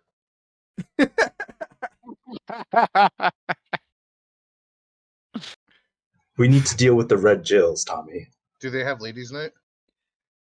He'll kind of give you as you again mention the Red Jills. He'll say to you, Caerrat, he'll be like, while the Red Jills have been a problem, they've been here for some time, and yes, my worry isn't and he'll kind of like look you up and down and be like, while I admire your pluck, he kind of looks you over, and you see his eyes glow with magic, and he'll be like, I don't know if you're quite prepared for walking into that nest. For meeting them head on. Yes, I think it would be best if we... This quest is orange to you. Or red. Yeah, I think we can go... If you want to go check out the strip club, I guess that's fine. Yeah, this is a very sandbox adventure. You guys can just kind of roam about. I have all sorts of stuff. If you want to go check out the Cloven Hoof Society, we can go do that. I think talking to the tieflings is probably another way we can just do that. Or, I think the Faz. Let's go to ladies' night. I think talking to the tieflings is probably going to be our safest bet, just to get an understanding of what's going on. Yeah, as you mentioned that you guys like want to go to the Cloven Hoof Society, he'll be like, the manager there, Streza, she's been missing since the Night of Ashes. I believe it's boarded up and abandoned now. Oh. Which one was that? The tiefling one? Yeah, these buildings are R6 and R7, so they're south of you by a bit. Were there more members of this district that went missing during the Night of Ashes? He'll be like, many homes were burned and businesses were. Those are the ones of note, though. Fair enough. But yeah, like the entire city burned on the Night of Ashes. Like, yeah. They eliminated a lot of problematic elements for the new Thrune regime. Yeah, I'm realizing they did a thorough job, huh? Yeah. Indeed. Yeah, he's finished the shirt, and you guys are welcome to hang out. He'll continue trying to sell you various garments. Of course, I'll spend a couple silver on a nice red and white robe. Yeah. He'll also save it for fancy situations. He'll say, I do have something else, and he'll go over and he'll like lock the front door and draw the shades, and he will go into the back, and he'll come back with a pair of fantastic boots. They are silver-soled boots with nice crimson leather, and he tells you that these boots allow you to float off the ground. And as he like puts them down and like you reach for them, Garm, he'll grab your hands and he'll be like, now normally, as he like holds you in place, he'll be like, normally boots of levitation go for a pretty hefty sum. Normally these boots go for 7,500 gold. But he will look at you and he'll kind of be like, but I believe that as we are both brothers of Milani, I could sell them at half price. To you. Interesting. So he'll mechanically sell you these boots of levitation for 3,750 gold, if you want. You guys obviously don't have the money now, but the offer is on the table. We'll be back for these later. He will put them away. Also, Garm, as this transaction occurs, you imagine this guy can cast Detect Magic. Yeah, can we pay you like 20 gold to identify some items for us? Oh, certainly. He'll more than happily identify some items for you guys. Nice. Yes, it's good to befriend people. You found 2 capes. One is a Cloak of Elvenkind, and one is a Cloak of Resistance +1. The Cloak of Elvenkind gives you a bonus to stealth checks. I'm not going to identify the ravens unless you want to reveal that. Oh, no, we're not revealing that. Okay. You got a +1 leather armor. The scrolls, you already know what they did. Misdirection. Pass without trace. Undetectable no one cares if I take the Cloak of Elvenkind, right? Yeah, I don't need stealth. So those are your magic items. And yeah, you can pay him 20 gold. I'll just take it out of your party loot, Garm. Sick, thank you. I'll go for this +1 leather. Yeah, I mean, if you want, you can just drag it onto your sheet. Yeah. Nice upgrade. upgrade. Have all the stats. Yeah. Yeah, I don't plan on getting hit.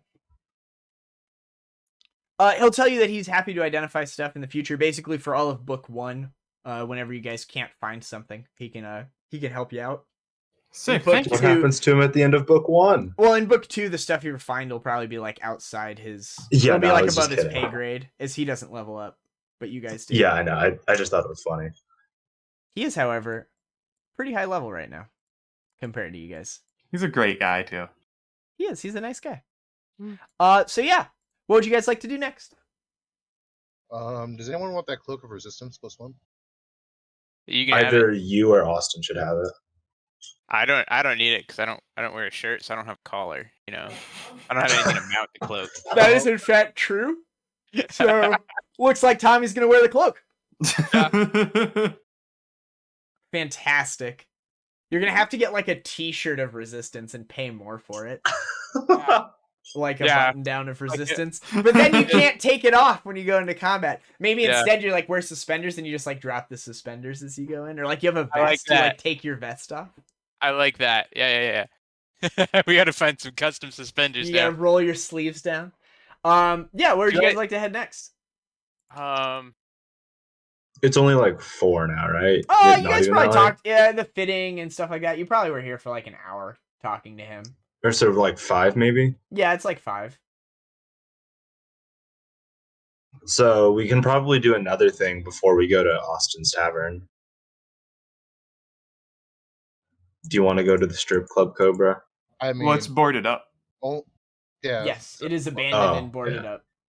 I mean, we could go. It also was a society. Okay, it wasn't a strip club. I mean, we can still check it out and see if there's any like clues there. Yeah, I can sneak in. We can see if the Dottari are guarding it, but I don't want to get too close if they are. Well, yeah. If no one's around, I'll sneak in. Yeah, as you kind of begin exploring this area a little more, kind of moving through the marketplaces and things like that, you can certainly shop here and you can like ask general questions. But it seems as if the buildings that have been, destroyed or the owners have gone missing following the Night of Ashes have kind of been, they're under the watch of the Dottari. You might be able to slip in for a little bit, but you imagine that too long would certainly draw attention. And the guards you see positioned outside of the Fantasmagorium are a little better equipped than the ones you encountered earlier.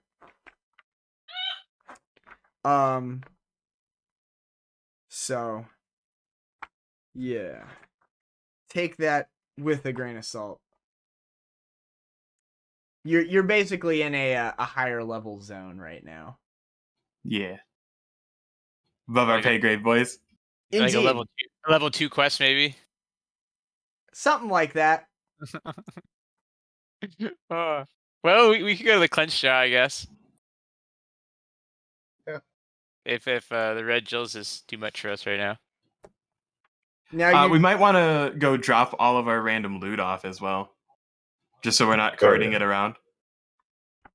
Also a good call. You do, in fact, usually get experience when you complete quests. Oh, so we gotta go to Rexus? If you want to complete that quest, yeah. Yeah, let's go. Yeah, let's go complete that quest then. Let's go turn that in. Hey, we met a cool guy. I'm happy about this adventure. I mean, if nothing else, it'll probably further whatever adventures Rexus wants you guys to go on in the future, whatever suggestions he has. Also, you have all those documents. You know that he is a scholar. He might be able to sift through those, and he might be able to identify your ravens, as he is a spellcaster. And he's one of us. Gosh, That was like we should have got there first. The adventure certainly assumes it, but you can do whatever you'd like. I do have 70 pages of information. So, you can go wherever you want. It's funny. You're like, oh, this is an interesting building. And I'm like, yeah, let me flip to the end of this book. Huh. Alright, if you guys had continued going with the red Jills, you could certainly have found them, but they're level 3 and 4. They just mop the floor with you. I was just gonna have them beat them up and I was gonna have them beat them up and take your money. Then you guys would be like, maybe we should go back. Oh man. Yeah. You guys can return. Once you have recovered the documents, you can bring them to Rexus. As you arrive, you notice that he's in the middle of talking with the owner, and the owner seems to be very worried. And as you guys come in, he's like, quickly now, close the doors and be like, I understand. And he'll the owner will go away and he'll turn to talk to you guys. And he'll say, while we have been able to use this as a temporary base of operations, it is rather close to Barzillai Thrune's opera house, and we should probably go across the river somewhere safe to continue these sort of discussions. The owner is getting too worried. Dottari came by a couple of times while you were out and did a sweep of the premises looking for anyone. that was involved in the riots. So I think we should make haste to another location. I was going through some more of these documents. I was like going through some of my mother's notes, and I believe that she had an ally that worked at the Long Roads Coffee House. Are you familiar with it? I work there. Oh, I'm familiar. Wait, what? Fortuitous. No, Laria Longroad, the halfling proprietor there. She knew my mother. Oh my god, Garm, your face just lit up. one of us! One of us! Yes, we should. Did anybody else see that? Let's go! We should. Let's go! I'm so happy. We let-sacked into it? Yeah, we did. RNG shows As you the begin right like laughing and smiling and like, oh, praise the Everbloom. He'll be like, Milani good. blessed us with this connection. Everything's come together. We are designed and destined to retake the city. The Silver Ravens are us. that's yes. He'll like be like looking around and be like, yes. But at a lower volume until we're across the river. He'll like pack up your stuff. He'll pack up his things. He'll get like a cart so you can put all the stuff on it and you can cover it up and put mundane goods around it so it looks like you're just transporting, worthless stuff. And you guys can head across the bridge over to the Long Roads Coffee House. There you meet Laria. You guys are familiar with the layout here, but we'll go ahead and share it regardless. This is the coffee house. There is a second story above it, which I will also share. You guys would be, familiar with all these rooms. Those of you that worked here have spent time here. And Which is all of us. Yeah, which is basically all of you. And you guys know Laria Longroad, who's the proprietor here. As you guys come in, she will kind of greet you, be like, oh, welcome back from the riots.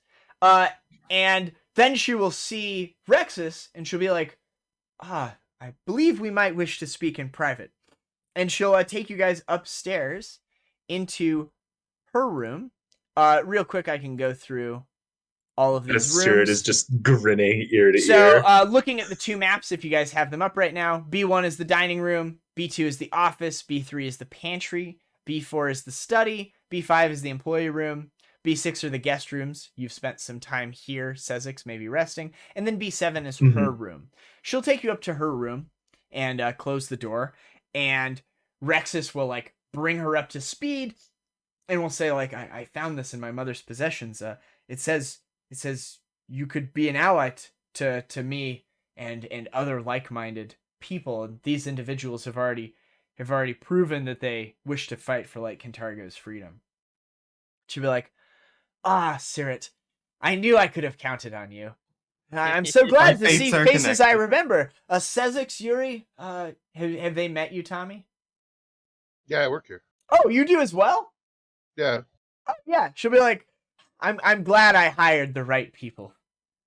I had a good feeling about you during your interviews. Yeah, And, Garm was the one who got me the job here. Yep. She'll press steaming cups of fresh coffee and handfuls of pastries into your hands and, loudly invite you upstairs to catch up. This is, of course, a ruse that she just wants to talk with you. She will ask kind of what you've done so far and like what sort of troubles you've run into. Oh, when we arrived, it was incredible. They sent infiltrators to try and dissuade us and so disrupt and do all these incredibly foul deeds. After he made that proclamation, they started trying to hit us with clubs, and I'll look over at Tommy and I suppose the first blood of the rebellion was spilled. I'm just grinning ear to ear like... Yes, I remember that. So you can fight, but can you investigate? You went to the livery. Tell me what happened there. Well, Yuri met some dogs. Sezzix, met some rats, and then there were these small gremlin creatures in there that I'm not sure, and then some type of foul beasts that were resistant to our attacks. We got attacked by shit. Yeah. I'll do my best to describe it, Lemure. Did you kill the animals you met, or what did you do with those? The dogs are still there, but the rats returned to the sewers. We'll need somewhere to place the dogs, but so you can fight and you can talk. Good. Those are good skills to have. Well, thank you for being so upfront with me about what's been going on and your involvement thus far. I suppose then I should do the same. She will draw the blinds of the room, and she will go over to her like armoire, which is basically a double-breasted wooden upright thing that you hang like jackets and dresses in and shit like that. She'll open it up, she'll move those things apart, and she will pull back a false wall, and you will see like leather armor, a couple of short bows, quivers of silver arrows. You see all sorts of trappings that identify her as a member of an organization. You guys can make a knowledge local check to see if you recognize what it is before she tells you. Sezzix, you know that this is the Bellflower Network, a collection of halflings that specialize in getting enslaved people out of Cheliax safely to safe harbors. And while Kintargo is, forward thinking, there are still slaves here. And there are slaves elsewhere throughout Cheliax. And you surmise that Kintargo probably would be a hot spot for the Bellflower Network, as it is like the most liberal part of Cheliax, and it has access to a dock. So you imagine she has been involved in getting people out of the city, out of their bondage to safety in the past. And it looks like a member of the Bellflower. She'll be like, yes, good, I am involved with the Bellflower Network. As part of that association, I've taken it upon myself to know as much about the city as I can, about the other similarly aligned, secret and not-so-secret groups. However, under Barzilai's scorched earth policy, most of my information network has been killed, arrested, or run to the ground, leaving me virtually blind as to the goings-on of our fair city. What I do know, though, I'll share freely. See campaign notes on page 55. Yeah, she will tell you that she knows of a handful of groups. She knows of the Sacred Order of the Archivists. Her primary point of contact was Rexus's mother, Portia, but she rarely made use of the order.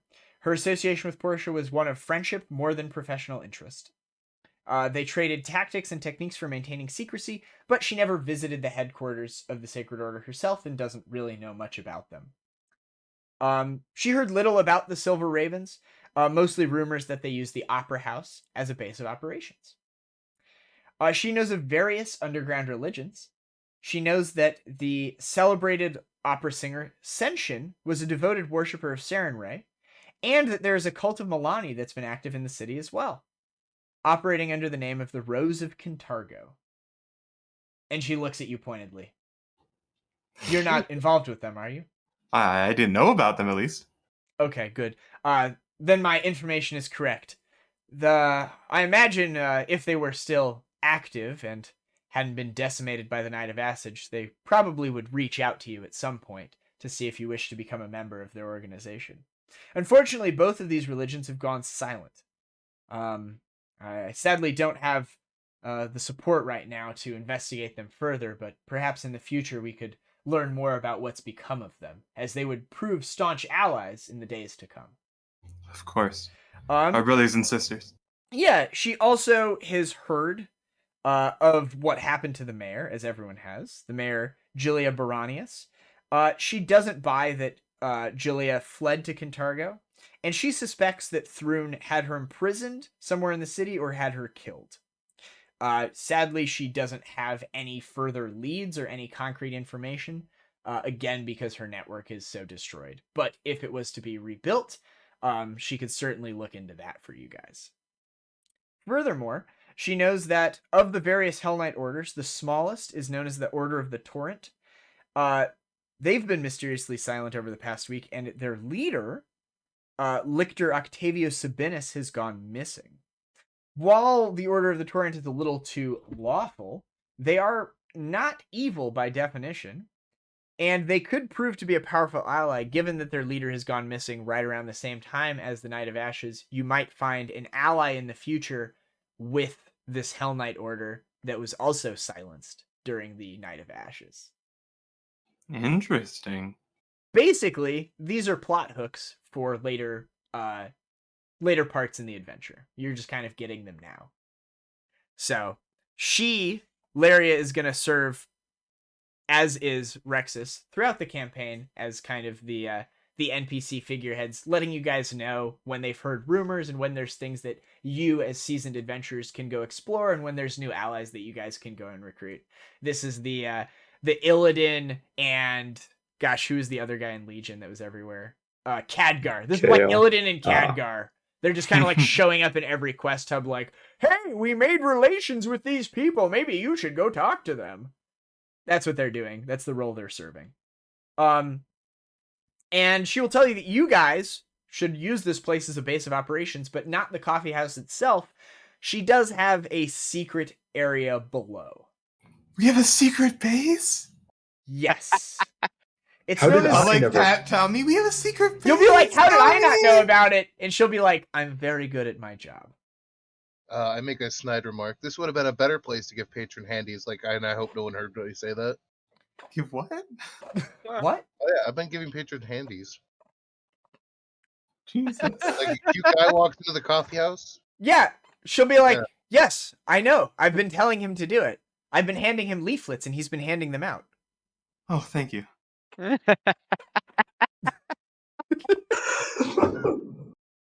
I'll just like He smile. just gets Like, so confused on words. I just get really concerned sometimes. Well, I mean, also he's been, having promiscuous relations with people in the alleys. Oh, okay. Just so we're all clear. Thank you. Thank you. Yeah. I mean, that's fine. Everyone should be free to Yeah, express their absolutely. love here. She tells you the place downstairs has been used in the past to hide fugitives, Bellflower tillers, and liberated goods. She calls these chambers the Wasp's Nest because it used to be a shrine to Callistria that she unearthed when she was expanding her tunnel network downstairs. Most recently, she allowed a friend, Nan Karivamos, a smuggler, to smuggle a load of Verizian textiles through the tunnel adjoining her basement. And he's been storing many of them until he could find a buyer. He arrived a few days ago to check amidst the troubles, but hasn't emerged yet. With the city and her networks falling apart, and a nonchalant facade to maintain all the while, she hasn't had the time to follow up on her friend's fate, and would actually like if you guys could go downstairs and see if he's okay. Oh, yes, of course. But yeah, if you can get him, on his way and get these textiles smuggled to their destination, the space will be empty and you guys can use it. I'll make sure Sounds those like a job textiles for get a where they smuggler. need to be. Sure. Do you guys want to show them the documents or the Raven figurines you have? I think we should. I think we should. Yeah, definitely. Very good. They're like, we've been waiting for these. They will reveal as like giant demons. And no, Rexus will begin poring over the notes and he'll be like, oh, this is Celestial, and oh, this is Elven. And this is Sylvan. I speak these languages. This seems to be some sort of cipher. And he'll like sit down and like being like, oh, this is going to take me. Oh God, there's hundreds of pages. He'll just be like pulling them out of the crate that they were in. He's like, this is going to take me weeks to go through. But look here, Raven. So this is documentation from the original Silver Ravens. This is incredible. There's probably a wealth of information here about various weaknesses in Kintargo's defenses. There could be more storehouses. There could be untold things here. I have to get to the bottom of this. And he'll just become very involved in all of these documents. You think that in a plot-appropriate amount of time, things might be revealed down the road as he begins looking through these documents. As you pull out the Ravens, they will identify them. These are Silver Raven figurines.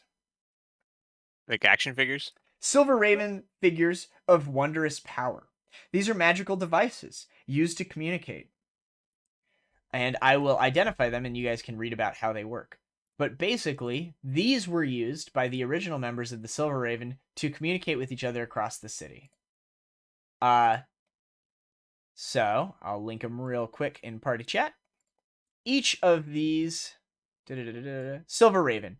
The Raven figurine turns into a raven on command, but retains its metallic consistency, which gives it hardness 10. Another command sends it off into the air, bearing a message, just like a creature affected by an animal messenger spell.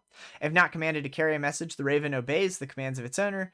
Though it has no special powers or telepathic abilities, it can maintain its non-figure status for 24 hours a week, and it's a reusable item. So, like, you guys could spread out across the city, be exploring different stuff, and you could be like, oh shit, I need Garm here. Hey, go get Garm. And send the Raven off, and it would go find Garm and deliver the message. So it's a pigeon, a very smart messenger pigeon.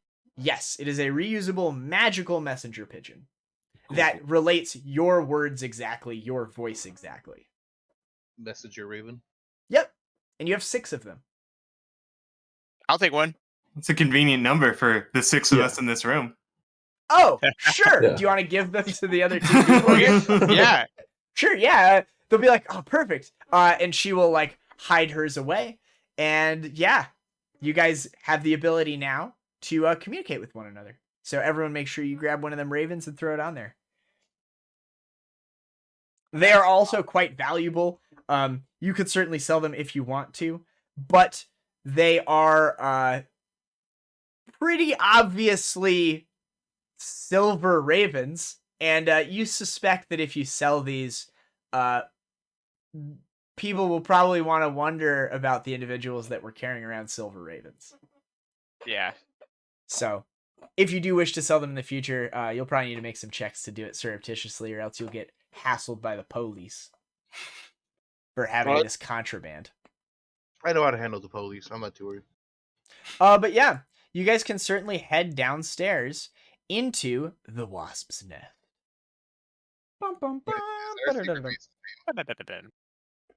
I mean, I'm sure you'll be calling it the Dog Nest once you clear it out. Is it the Silver Wasps? No, it was a shrine to Calistria. Yeah. That's why it was called that. No, because you guys had the dogs. I thought you were going to be the Dog Nest. Yeah. I think we need them. So I think we need them. But we have a rat with us. Can't we be the rat nest? We're diverse. Disgusting. Is there like the vermin nest? Is there like a swarm-based class? Because I know like recent D&D 5e they got like I think it's like Ranger Swarm or something like that. Or there's a few of them. So like swarmy stuff. Okay. Who knows? Maybe rat swarming. Yeah. Well, I have a race feature that like lets me swarm. Yes, that allows you to just occupy like someone else's space, basically. I think so. I'm pulling it up. Someone else that has it. Yeah, so you guys can be in the same square. Well, you'll get to come up with a name with it Ratfolk and later. share the same square. Once you get this textile guy taken care of. Heading downstairs into the basement. This is the basement that you've been inside before, like resupplying. She will tell you that there is a secret door in the northwest wall. The basement here contains numerous crates and cooking ingredients, sacks of coffee beans, and other supplies needed to maintain a thriving business. And as she comes down to show you, as you pass through like the common area, she'll be like, oh yes, the inventory downstairs will probably take some time, but don't worry, you can take as long as you need. And she'll like make a big scene of leading the 4 of you downstairs. When you get down there, she'll be like, oh yes, the secret door is here. And she'll quickly look around and be like, these supplies seem to be opened. There's like a bag of coffee grounds is like open and half full. And you know that's not standard procedure. You as the barista would take the whole bag upstairs and then open it there. Which is kind of weird. There's like some flour and stuff for making pastries. And she's like, I ordered 3 bags of this and there seems to only be 1 here. Maybe we went through it faster than I thought the other day. It seems as if there's like some foodstuffs that are missing. Who drank all the vanilla extract? It wasn't me. Well, I'll have to order more. She'll quickly jot down some items and head back upstairs, and she'll show you where the secret door is that opens into this chamber. Ooh. Indeed. We'll walk in. Yeah. Moving on. This is a long, damp hallway. It opens to the southeast into a large reservoir of dark, calm water. A wooden pier extends 20 feet into the water, while another 20 feet out rises the top half of a statue of a beautiful elven woman. You would know this is a depiction of Calistria, the Savored Sting, an elven deity. A foul smell like that of rotting meat comes from somewhere near the pier. 2 holes have been knocked into the northwest walls to provide access to the chambers beyond. So, there is low light here from a couple of torches that are burning relatively low. And yeah, as you go in, you can see there is water here. Can I try to find the source of the rotting meat smell? Yeah, this is Calistria, the elven goddess of revenge and lust. The smell is coming from a body that is floating in the water. It seems to be partially digested, and it's floating over here. Do I see anything in the water? It's kind of it looks like a shark attack or something. It's missing its leg and part of its midsection, and it's bloated and rotting, so it's floated to the surface, and it's kind of been caught in one of the pilings at the end of the pier, so it's just kind of snugly held there, and it smells awful. It still has some gear and stuff hanging off it, but it's all waterlogged. I'll cautiously go over and see if I can hoist the body up and onto the deck. Yeah, there's a gaffing pole there, for directing canoes or things like that, and you can kind of poke the body and get it to the side, and as you're pulling it up, the water opens, kind of like Jaws, except you see the toothy maw of an albino crocodile as an albino alligator, sorry, as it attempts to bite you in the surprise round. Dun, dun, dun. Yarp. It can try. It sure can try. I love your optimism. Oh, it's funny because I play a paladin in 5e, so oftentimes for some reason it's rolling 2 attacks. It's just taking the bite right now. A 13 against your flat-footed AC. Look at that. Yikes. Flat-footed is 13 precisely. Yikes indeed. This thing bites into Yuri. Its jaws sink into his flesh. God. He cries out in pain as this fucking large albino alligator bites into him, and it becomes very apparent what killed the other guy. It then attempts to grab hold of him. Oh my gosh. I'm being grappled. Yes. I have a 19 against your combat maneuver defense. I have a... Oh no. Oh no. It grabs hold of his midsection. We'll roll initiative. 18. Tommy, the surprise round is over. You saw your companion go over to begin interacting with this body in the water, and the water just opens as the top maw of the creature opens and water fills into its gullet a bit, and it rises up in a flash, bites onto Yuri, and it has him, and it's gonna drag him into the water, it looks like. Okay, I have to make my trip attempt. Can I trip the alligator? You certainly cannot. It is in the water. Can I grab Yuri without damaging him? You can kill the alligator. You could make a check to assist him, and he would get +2 on his combat maneuver checks on the next round. Or, as Garm said, you could attack it. 1, 2, 3, 4, 5. You could get right next to him. It would have drug Yuri closer as it bit him, so you could move into the square Yuri was in an attack. Okay, that's over 20 feet though. Oh, you have a move of 20? Yeah, I can't make. Oh yeah. Sadly, you can wait for Sezzix to go, and then you could charge once he's moved out of the way, Yeah, that's what I was just about to say. and then you get +2 on your attack. Yeah. Yeah. So I'll go ahead and just move you down. All right, Sezzix. I will walk over here and then take a shot. Sure.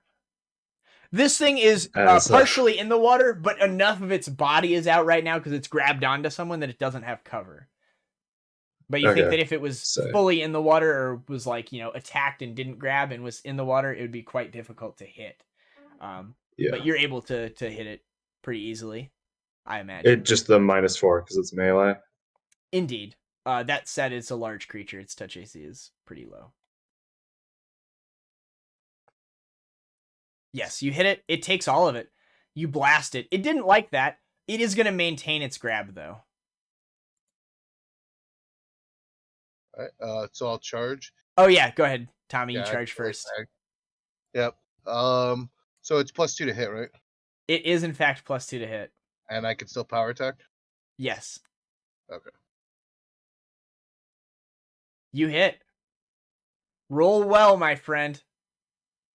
You drop this thing before it goes. It does another grapple check and performs a death roll. Oh no! Where I would have done another 10 points of damage to him, knocked him prone, drug him into the water, and then used my sprint ability to sprint 60 feet away underwater. My God! I'm just holding. It effectively killed his character. I guess we're lucky. Yeah. You cut into the. You take your scythe and you jam it into the thing's head, and it like roars in pain and opens its mouth, and Yuri can like collapse back onto the dock, like with this gaping puncture wound in his chest. The alligator is bleeding, but it is not dead. It is unconscious though, as you have knocked it down. I'm holding Yuri's wound, yelling out for Caerrat as that happens. Medic! Friends, help! I'll take like a 5-foot step away, like crawling away from the. Don't let it sink. Why don't you want the alligator to sink? It might survive.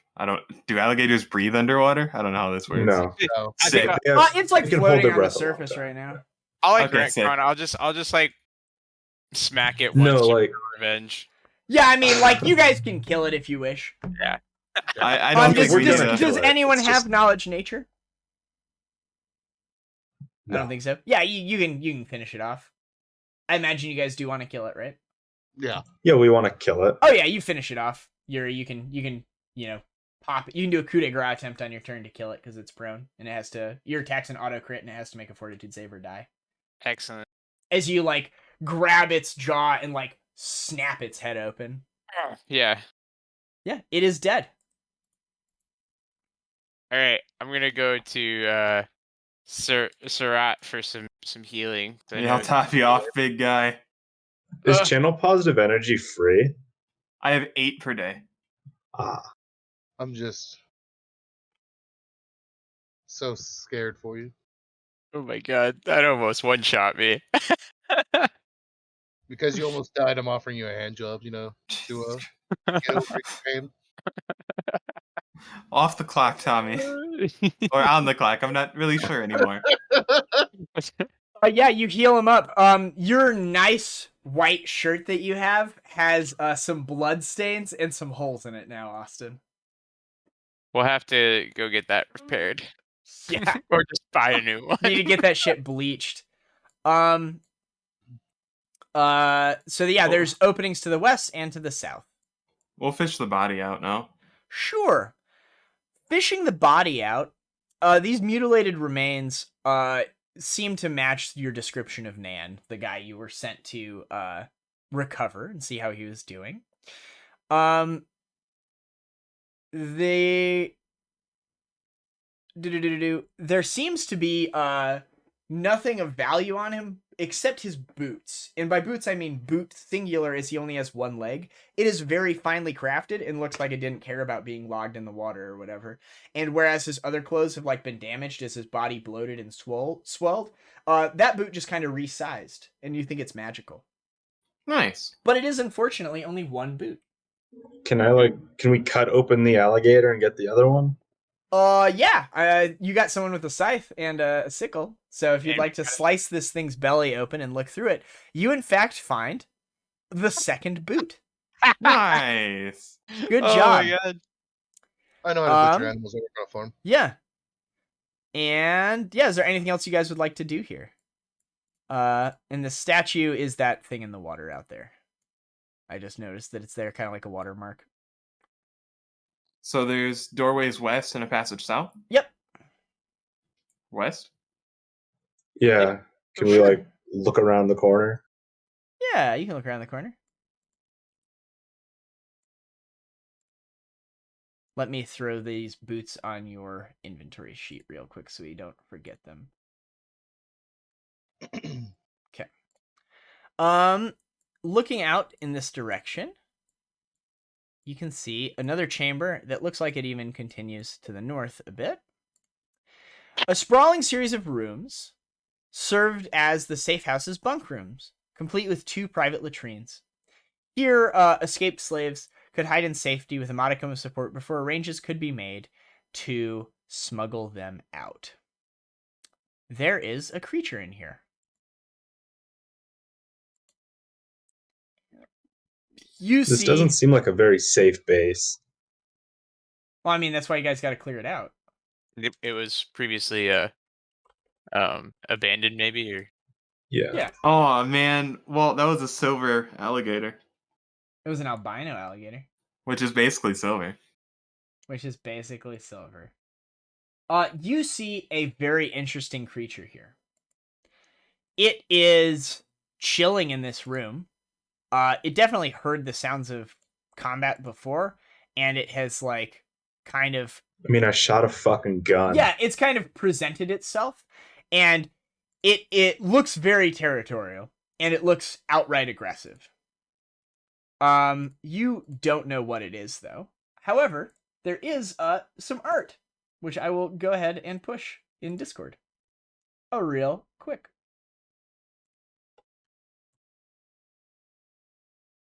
It is... Oh. Yes. This creature looks like a humanoid crow with oily feathers, glittering eyes, and a sharp beak. Boop. So yeah, you see this like Birdman without wings, and it is not pleased to see you guys. Okay. Did you know Nan? Yeah, try to touch it.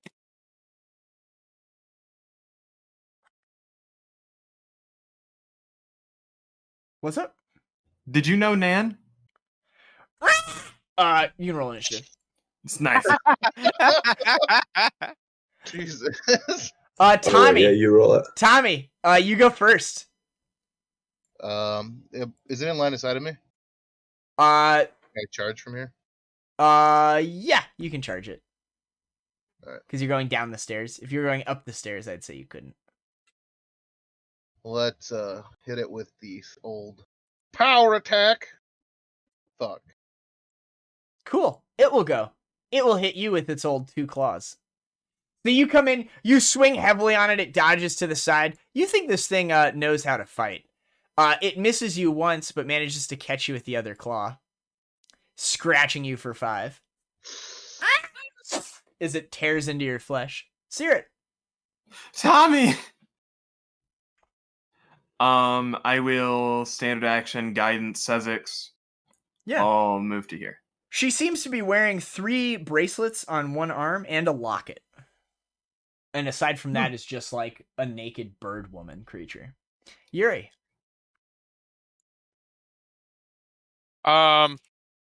Well, I don't think I can get quite to it. This is my 30 foot right here, so I guess I'll just prepare an action if it ends up moving towards me. Or can I use my action to move even further? Yeah. Yep, you can double move. Okay. I'll just go to here. That will provoke.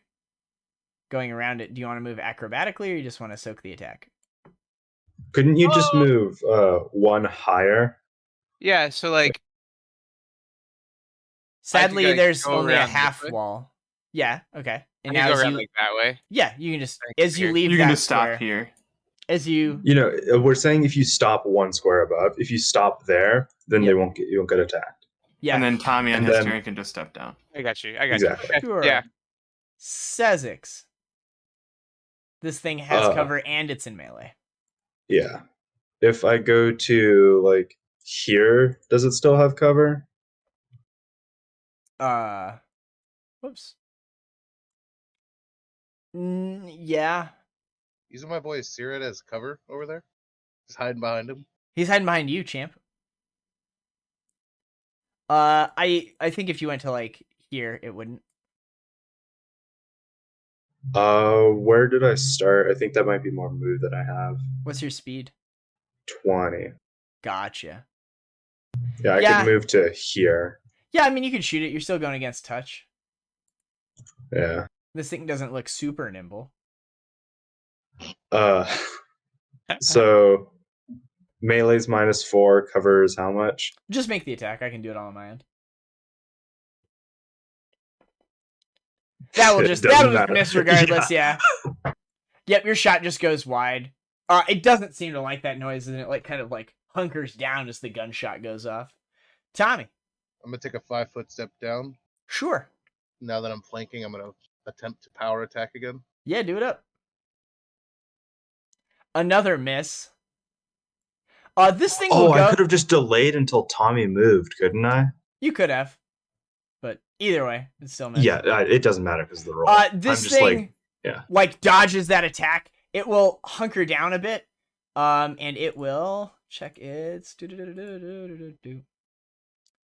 Yeah, it'll make an acrobatics check. A 22 against your guys' combat maneuver defense. Hits. You see this thing kind of like hunker down, and then it leaps into the air. And it will land next to Sezzix. As it lands with its talons and beak out and just tries to land into him as it pounces. So these will be at a +2 as it claws you. They both miss. You like step out of the way as its claws crash into the stone, and it looks up at you, and it like as it misses you. Just like stick my tongue out at it. Huh. I don't like that. What? Pouncing, huh? Indeed. Oh, 5-foot step and guidance. Okay. Yuri. You don't have bless or anything? I only have 2 first level spells. I took Sanctuary and Remove Fear. Yeah, that's a because I figured I need to survive and stop someone else from dying. Do it up, Yuri. Your companion on the other side doesn't have a melee weapon, so you won't be flanking. Gotcha. Unless Sezzix has like a dagger tail or a bite attack or something. No, I don't. Yeah. Okay, sounds good. I think I'm gonna come up to it and try and blind it. Sure. Like I'll come up from behind and like kind of like go for the face or go for the eyes, more or less, to blind it from behind while it's attacking Sezzix. Sure. So that would be a combat maneuver bonus. And you have a +2 because it's a dirty trick. Is that already factored in for you? Yeah, it's already factored in. Okay. That will miss, sadly. That's right. You try to get around it, but it ducks under the way. Ducks out of the way of your attack as you try to like haymaker around and throw shit in its eyes. Sezzix. I'm gonna 5-foot step back. Sure. Reload and then take a shot, I guess. Yeah, just a -4. So pretty good +1 odds. for me.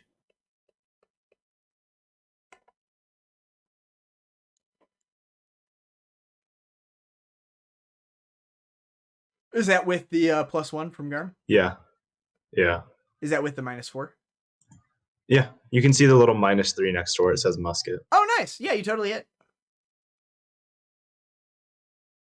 It takes all of it. It looks badly hurt from that blow. Tommy. I'm gonna take a 5-foot step and attempt power attack. Yeah. Stay still, damn it! You hit. Oh my gosh. Good. It's dead. Get away from me. Yeah. Your scythe like drives into its shoulder and you rip out a huge chunk of its back flesh. This is a a possibly mortal wound on this creature. It staggers forward a little bit. It does not go unconscious. It seems enraged. It turns around. It will attack you, Tommy. You like rip your blade through its back. This thing is horribly messed up. It turns over to you and it just ferociously continues attacking you. It will attack you twice. They both miss as like the bloodlust has started clouding its eyes. 15 misses you, right? Yeah, on my AC 16. Very You're close. It scrapes across your armor. And you see like the twinkle of rage in its eyes begin to fade. Caerrat. Stop! I'll like start pleading to it to like stop fighting. I assume it won't work, but I'll have heart. It doesn't understand your language. Yuri. That's the heart. If only you spoke Undercommon. I do. A little late for that diplomacy now. Fuck! I forgot I speak a bunch of languages. Yuri. As Sezzix says, "Oh, I can talk to this thing," I'll be like, "Wait, what?" And I'll like kind of continue my punch. Do you want to delay until after Sezzix, or do you want to just punch it? Yeah, we're gonna finish. No, punch it, dude. Yeah.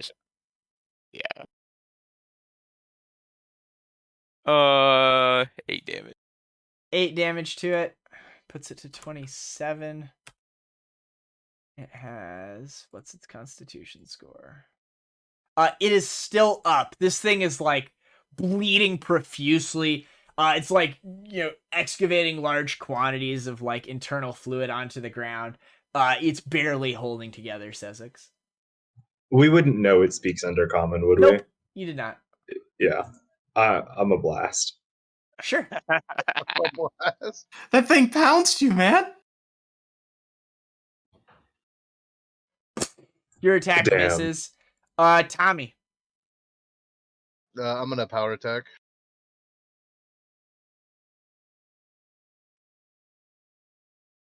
Yeah.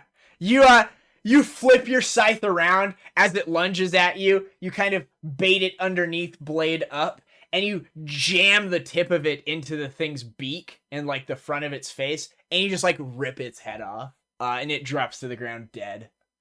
As it is now 13 past its constitution score. It is finally dead. It has finally stopped fighting. It is I'll just super start dead. screaming at it in every language I know. Sure. You can remove the bracelets and the silver locket. They're worth some gold, and throw them in your party loot. Yeah. What else do you guys want to do? What's this little bit up north we can't see? That's what I was just about to say. Sure. Can I like peek around this corner? Yeah, that looks just like more of a storage room area. Okay. Caerrat, heal me. Oh, are you hurt? Yeah. I am starting to run low. Yeah, how low are you, Tommy? I am missing 5 hit points. I'll cure light wounds you. Yeah, that's pretty decent. Yeah, this thing just missed on all its attacks. If it had hit twice, it had rend. I could have done 3d4 plus 3. And just drop someone. Ka-chow. Mm-hmm. I sure could have. How much does Cure Light Wounds heal for? I'm just inputting it real quick, sorry. Okay. But yeah, I believe eventually it's you 1d8 guys are going to plus head 1. to the south. Yeah, I think that's where we're headed next. I'll let you guys move yourselves there, and I'll describe the room. Stacks of Take 2. Stacks of unopened crates, some draped in moldering tarps, fill most of the space, creating a maze. 2 tables sit in the center, scattered with playing cards, and a smoking unlit lantern. This looks like a storage area, and you see, looks like a bunch of cards are scattered across the table. think if I do this, it like puts it back, right? Yeah. So because it's kind of like maze-like, you guys can't see behind these things because they go to the ceiling, if that makes sense. Right? So like, boop, that's what you see. Okay. There don't seem to be any creatures. I'll kind of walk into the room, middle of the room a little bit, and Sure, give me a perception check. Mm-hmm. Let me roll my die. Cool. Let me roll this one's die. Very good. If you're going into the room, give me a perception check. And then after everyone's done their movement, I'll describe stuff. Can I also go and like stealth behind these crates? Sure, give me a stealth check.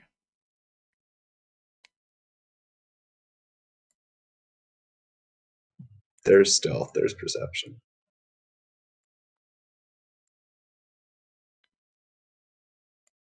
Very good. Sezzix, you see all these creatures.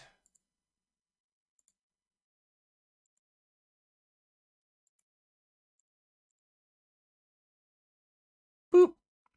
You see what look like 4 Tengu that are hiding. They are wearing clothes. Tengu are basically the bird race, like the Ratfolk version of that, except they're bird people. One of them, the one over here in the south that has like a different art, she looks like this.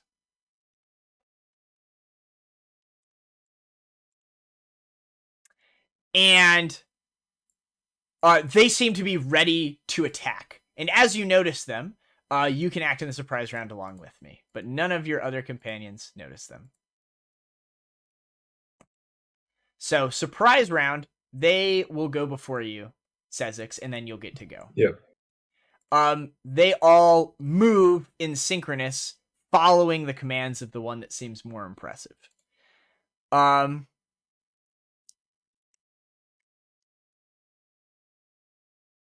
These two will kind of run up and flank your cleric.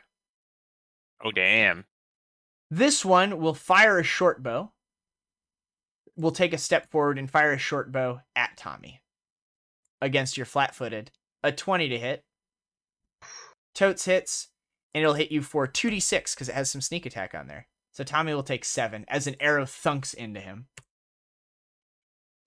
Good. The leader will go. Jesus. Yeah. Yeah, they're rogues. The leader will go. oh shit! And she will say, in common, she will call out to her companions and say, don't kill them! Just disable them! We'll deal with them later. And you see... good, we get to live. You see she has a dagger in her hand and a couple of... she has a curved dagger in her hand and a couple of daggers on her belt. And she will hop down, and as she does, she draws a dagger and she'll throw it at Tommy.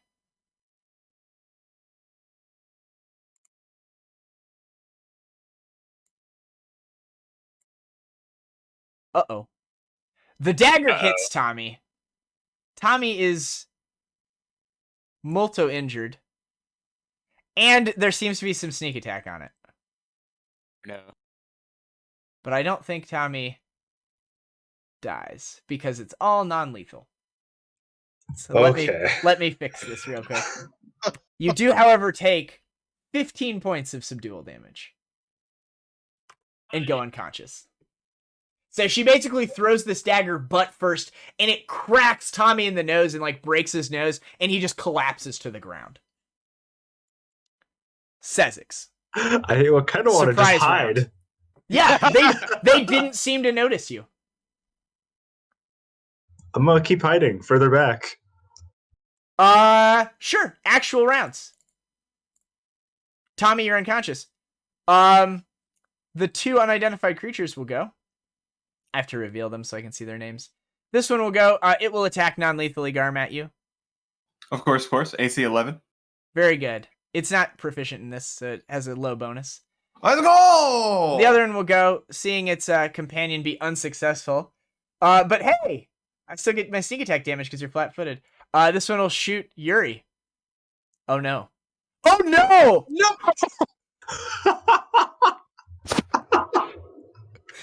Yuri just gets shot for 8 damage and another 6 sneak attack damage. Fucking hey. Yuri takes an arrow to the throat and goes down, Garm.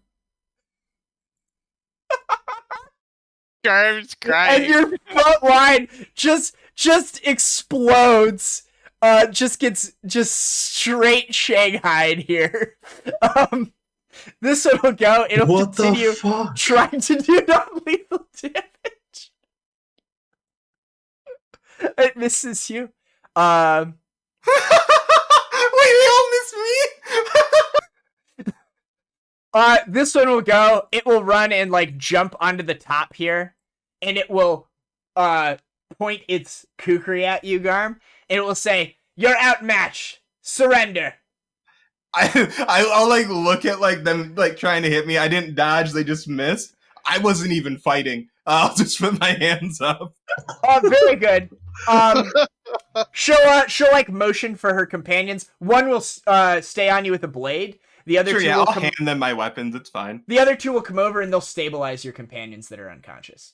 And then they'll produce rope and begin tying you up. And she'll be like, "We didn't want any of this. We didn't want any of this trouble. But ma'am, I'm sorry. Your man lied to us. He lied to us. He said he'd get us out of here, and he didn't. So this is what happens. You tell those that you work for, this is what happens when you betray the sisters. Do you understand me?" Yes, I kind of. I just started working here. I can go relay the message. No. You're not going anywhere. I tried. You can tell them when we eventually let you go, that we didn't want Nan to die, but Cog was so angry she just snapped his neck and threw him in the water. We tried to stop her. We don't operate that way. Listen, we just wanted to get out of the city. If you can get us out of the city, everyone's happy. The deal's complete. You know, your smuggler did his end. Everything will work out, okay? It definitely seems like there's more going on here than I'm aware of. I'll look at the Tengu. Are you the textiles then? They'll tie your friends to these chairs. And like put their weapons on the table in front of them.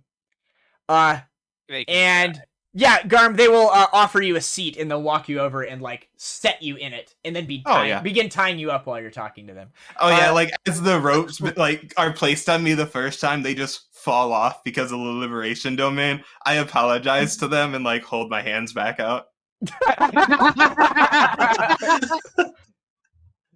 Yeah, she'll tell you that we are the Fushi sisters. It's me. I'm Corva. These are my sisters, Jay, Maggie, and Treep. Cow you met before. I imagine she's dead. Well, she was a little too aggressive. She'll tell you that Nan Corvinio's last shipment of scarves and skirts was a family of Tengus. We are seeking to escape a prison sentence in Riddleport. He accepted payment to smuggle us into Cheliax.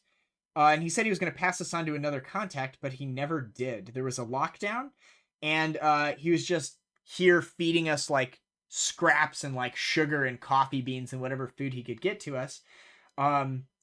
Unfortunately, after, like, a week of being stuck here, our half-sister Korg, an adopted dire Corby, which is basically a bird person, got very upset and strangled him. So now we don't really have a purpose. We're just trying to, get out of the city. And now there's an embargo. So we are even further stuck here. I understand your stress. And she'll be like, "Look, we don't want anything to happen to you, but we obviously can't let you go because you're going to tell the authorities we're here, because why wouldn't you?" We can't tell the authorities you're here. What do you mean? Am I awake yet? No, you guys are unconscious. Yeah. You see, The I'm reason crying the in a embargo corner. is in place is because the city's been overthrown. I will begin selling them on the idea of joining the rebellion to, if not at least, free themselves from this current situation. Sure, make Tell them we a can change the name from Silver Ravens to Silver Tengus. Yes. You're already in the name. You can be a part of the band. make a diplomacy check, Garm. Are these evil creatures? No. Damn it! I get +1 against evil creatures. Yeah, your words are like honey to them. They're kind of seeking an out here, and they don't have an out. You know, they're, obviously the leader, sure, like her plumage is like coming off, and she's like haggard, trying to find a solution to like her family being stuck here. And it's like they look to her for guidance, and you're like, well, you could just work with us.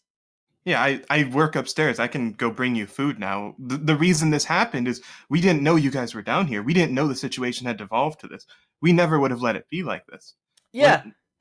She'll soften, and she'll motion for her sisters, and they'll undo your bindings and allow you to heal your friends up. I'll use this one last channel energy, boys. Yeah. It'll do good work on Tommy because he had some dual damage, but Yuri just had like an arrow through the fucking trachea. Yeah, I'll cure light wounds. Yuri. Sadly, Tommy is still unconscious from the huge amount of non-lethal damage done to him. He'll be up in an hour. So like Yuri, your eyes open. You're tied to a chair, and there's a couple of Tengus, female Tengus, looking over you. One of them you identify as the one that shot you in the throat. They're like collecting up the playing cards that were in front of him, and she like places her claws on your shoulders and be like, yeah, sorry about that. It was a particularly good shot though. Usually I'm not that accurate. You're a good sport though. And she'll adjust your mustache and be like, and you look rather sharp. And she'll remove your bindings as you wake up. Oh, that's awesome. I'll kind of like cough up a little blood and be like, I'm who Treep. are you? I'm Treep. These are my sisters, Jay and Maggie. And then, of course, our leader, Corva. Corva's the one who's been talking to your leader, Caerrat, this whole time. So it seems as if city's gone to hell in a handbasket, to pardon the pun. Yes. Continuing to cough up some more like blood. That's a real shame. That's a real shame. I couldn't help but notice while we were tying you up that you seem to have some coin on you. She shuffles the deck of cards with an expert hand that indicates she probably is better at playing cards than you. While the grown-ups talk, you want to play a game of chance? Since I partially like grew up in the bar atmosphere, I know what good card players look like. I'm not gonna play. She'll be like, kindly refuse. I'll be like, it's a shame. It's a shame. She'll hand you back your coin purse. oh, that's good. That she removed from you while she was tying you up. Yeah, she's just gonna gamble with my own money. Yeah, 100%. She'll give you your money back, begrudgingly. Yes, right. You can talk to her, and she's like, "All right, we keep this one here for now. You go bring us food. What do you want to have for dinner?" They'll like give you a food order, and if you go get it for them and bring it back, that can be another diplomacy check to move them from hostile I will to now indifferent walk out. to friendly. I will now walk out and add to the food order. They'll be like, "Whoa, another one." She'll be like, "Is that one with you?" Oh yeah, I told you we weren't fighting. Very stealthy. I appreciate it. They'll like shake hands with you and like introduce themselves. They're curious about they're curious about your weapon. They tell you they tend to specialize in knives. The short bows were just for that opening salvo. But they have seen that were very before. effective. There's a lot of strange people that pass through Riddleport, so they have stories to tell you. You can I'll make another diplomacy check though, Garm. And what do you want to say? Say Sezzix? I'll like show them. I'll talk to them about it. Tell them it's very effective. I'll fire it off once. Tell them to cover their ears. Oh yeah. Well, I just fired it like a wall. I don't try to hit anyone. One of them would be like, "Oh, we should go shoot the statue." She'll like grab her short bow. Maggie will go with you to the statue, and she'll be like, "We used that for target practice a couple of days ago. It's pretty good." And she'll like knock an arrow and like shoot it, and it'll like glance off. I'll roll a d20. it glances off the side of it and dips into the water, and she's like, if you get it to stick right between the bosom there, that's a real good spot. And as you look down, you notice a bunch of little, you see like a bunch of little chips or whatever around the breast region of the statue.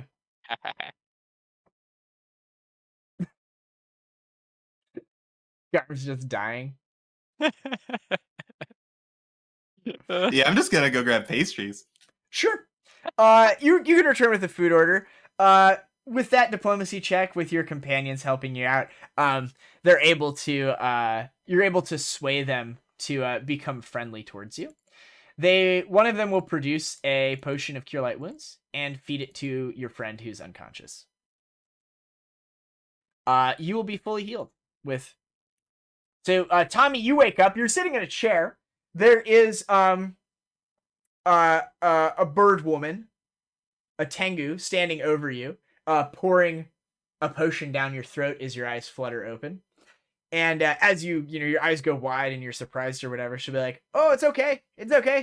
My name's Jay. Those are my sisters, Maggie Treep and our leader, Corva. Maggie's out there right now with your Ratfolk doing some target practice. Caerrat went to go get some food As you hear for a us all. boom. Yuri's over there playing cards. Well, losing money, I imagine. Yeah. Anyway, I'm Jay. Sorry about that earlier. Looks like you took one pretty bad in the beak there. Pardon the term. But yeah, it looks like she'll like press the sides of your nose and like crack it back into a straight alignment. You're fine. You're fine. Took it like a champ. She'll like pat you on the shoulder. I'm very upset. I'm just staying quiet. Like, it was a big misunderstanding. And as she sits down across from you and you're still kind of like upset, she'll be like, yeah, again, really sorry. She'll reach down and she'll pull out a boot flask and hand it to you.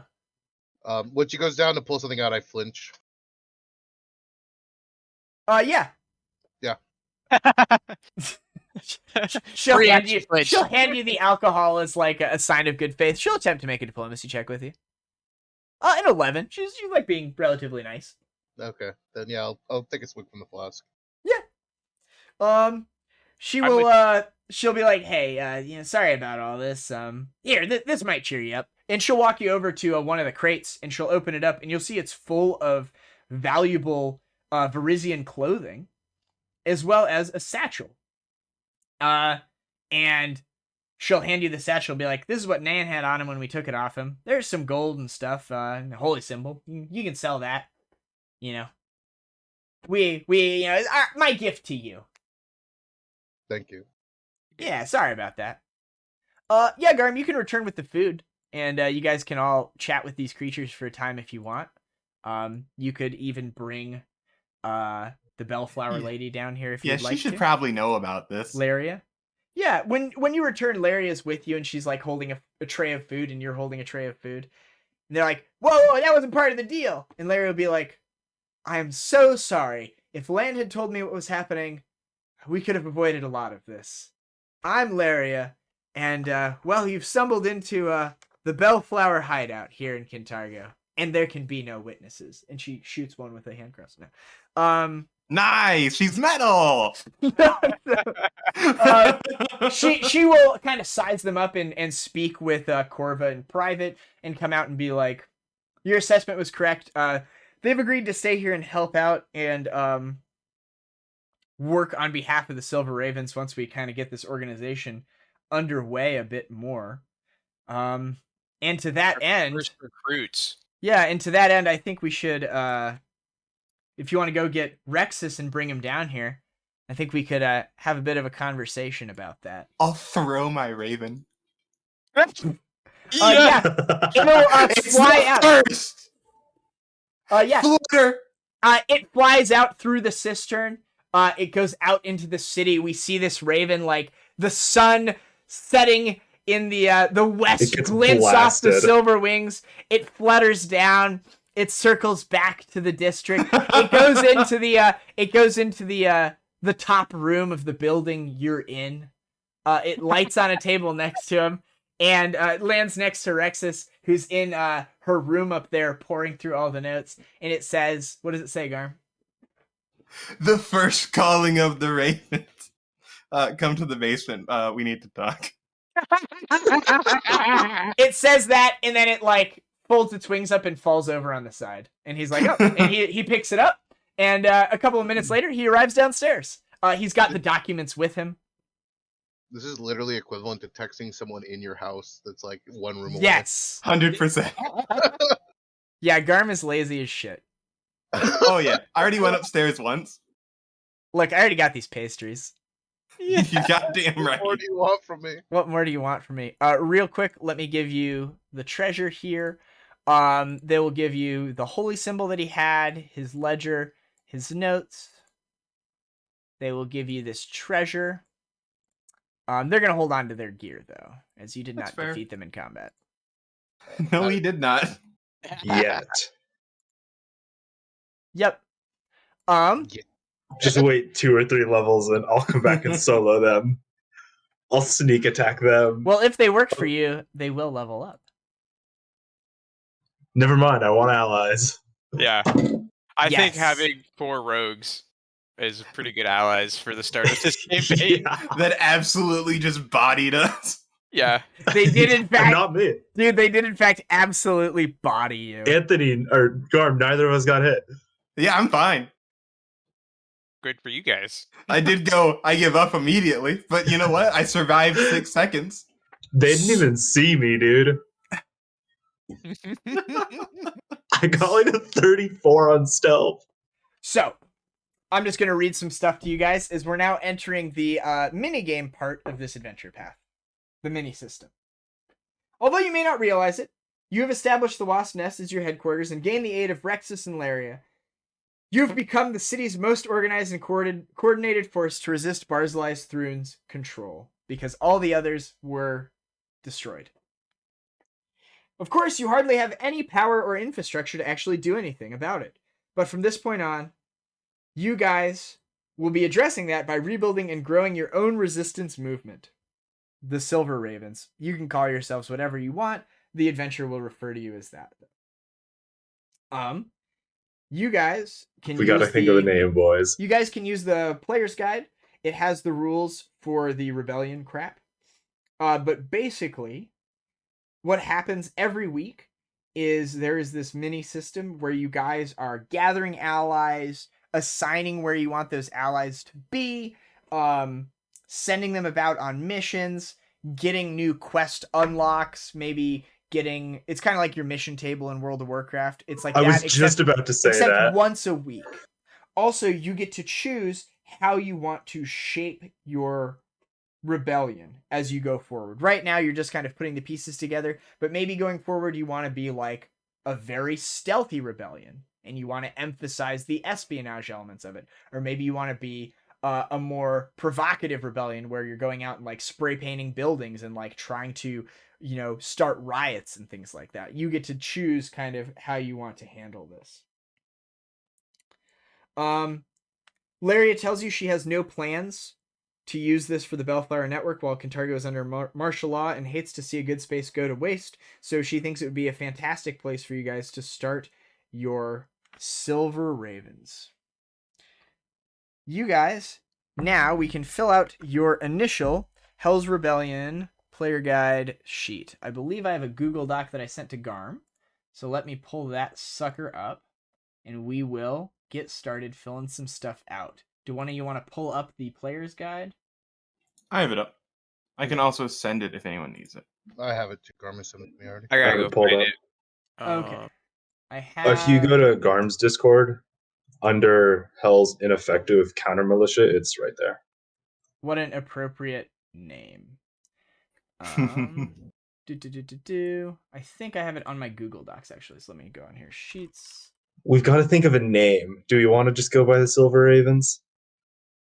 Because that seems easy. All right. If you guys want to pop over to my stream, you can, or I think I can just share my screen in Discord real quick. Yeah. Okay. Yeah. Here we go. Here is your rebellion sheet for Hell's Rebels. Your Twitch stream is still on Fantasy Grounds. Oh. Yeah, I see. No, it should be there. Yeah. You might just be a little behind. But you can just do it through Discord. Oh, yeah, that's it. I'm sharing it in Discord. So you're good. We need to open up the player's guide as well. So we can fill out this stuff. You guys are rank 1, I believe. Yep. What's your membership value equal to? 4. Okay. Well, plus we just got 4, right? Oh yeah, if we just got these 4 as well, so it'd be 8. My bad. Yeah, so we have 8, right? Are we counting the 2 other NPCs? Rexus and Lyria. Yeah. Yeah. So it'd be 10 then if we're including them. And you include yourself, I believe, right? Yeah, so that'd be 10. How many supporters do you have? I don't think you have any yet. 0 supporters. Okay. Your treasury right now? 10. 10 gold. 10? What's your minimum treasury? Rebellion rank times 10. Okay, 10. Cool. So 10. That's the minimum amount of money you need to be at this rank. Focus population notoriety. I think you have 0. It's 0. I think they're all 0 right now. Okay. Yeah. So now you get to assign yourselves as officers. So you can be a demagogue, a partisan, a recruiter. Sure. So let's do spy master. That's going to, I imagine, have a skill or something you're supposed to use for that. And then you'll tell me the bonus that it tells you. Dexterity or intelligence to rebellion's secrecy check. Yep. So what's your dexterity, Seishi? 4. So +4. Is this the organization check for the party? Or for the Silver Ravens? This will end up being it, yes. Yeah. I have a +2 to that then. All right, so you got a 6. Does anyone want to be a sentinel, a recruiter, a partisan, or a demagogue? So the roles, the demagogue adds either their constitution or charisma to loyalty. The partisan adds strength or wisdom to security. The recruiter is a special boy that lets us recruit more followers based on your level. We can have any amount of recruiters. This one isn't as important unless we have enough people to fill. Sentinel grants a +1 to the rebellion's 2 secondary checks and can aid on all organization checks to resolve 1 event. So basically, Sentinel, we either get to choose loyalty, secrecy, or what's the other one? Organization. We get to choose which one we want to focus on. Do we want to be a loyal rebellion focused on like building up our camaraderie and like being us? Do we want to be a secrecy where we're like hiding and like doing all the things from the shadows and shit like that? Or security? Do we want to be like the Force? Do we want to be the Liberation Army? That's the first choice we're going to make. I think I like the idea of secrecy because I'm fine with any of them. Sezzix just as a character would be secrecy. Yeah. Oh, yeah. So there it is. If you want your organization to focus on political clout and popularity, select loyalty. If you want it to remain sneaky and subtle, select secrecy. If you want it to be scrappy and eager to fight, select security. Yeah. I'm either secrecy or security. Either one of those works. Yeah, same. Do we have a consensus? I would say secrecy then. Yeah, it sounds like secrecy. All right. Your focus is secrecy. Which page of the player's guide are you guys on? 21. We are... Yep, 21 up. Your rebellion starts with 0 supporters. Population tracks the population of Kintarga, which starts at 11900. And then you guys can lose population depending things that happen. You start with 10 gold. Your minimum treasury, yada yada. Your notoriety starts with 0. This is if they notice you. You are rank 1. Your focused check gets a +2 bonus on it. So you should have +2 to secrecy. For a total of 8 in secrecy right now, because you guys are very secret. You have 1 rebellion action, and you have 2 max teams. So I'll change this. Well, I think that goes in base. Oh, I got you. As that's like 14. Yeah, basically. That makes sense.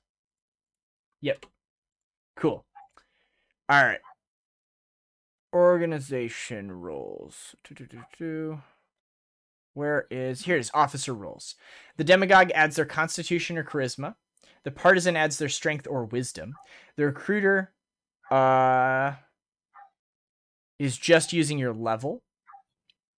Your sentinel just gives you a +1 bonus to your secondary checks.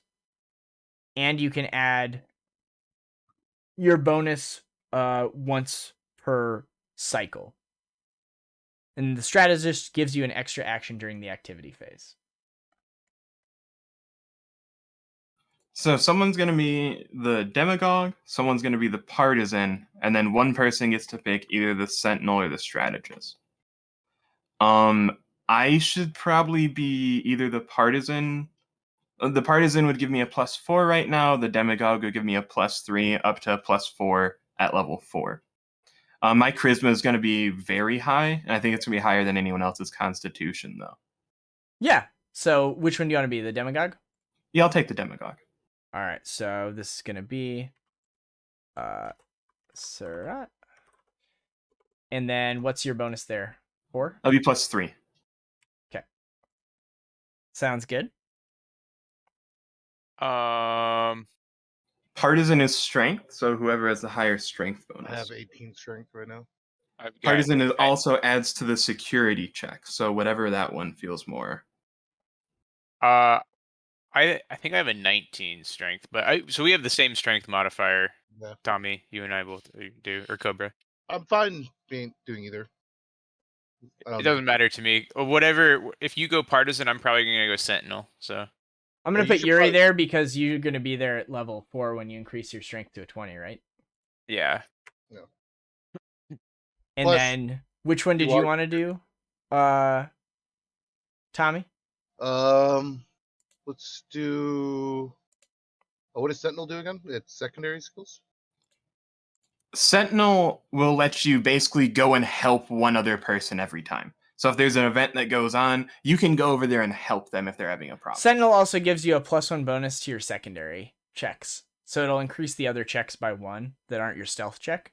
And then also you can use your, you can offer strength or charisma, or you can offer any one of your ability scores on any check. So like you can use strength to help with a security check if you guys want to. You can use your dex to help with a secrecy check. You can use your constitution to help with a loyalty check. I should probably do Sentinel then. Yeah, I think it's the kind of the assumed ones. So that will fill this out here. And your secondary bonuses, what is your constitution? My constitution is only +2. Okay, what's your strength is 4, and then what's your dexterity? +1. Okay. So then this will be Tommy. Perfect.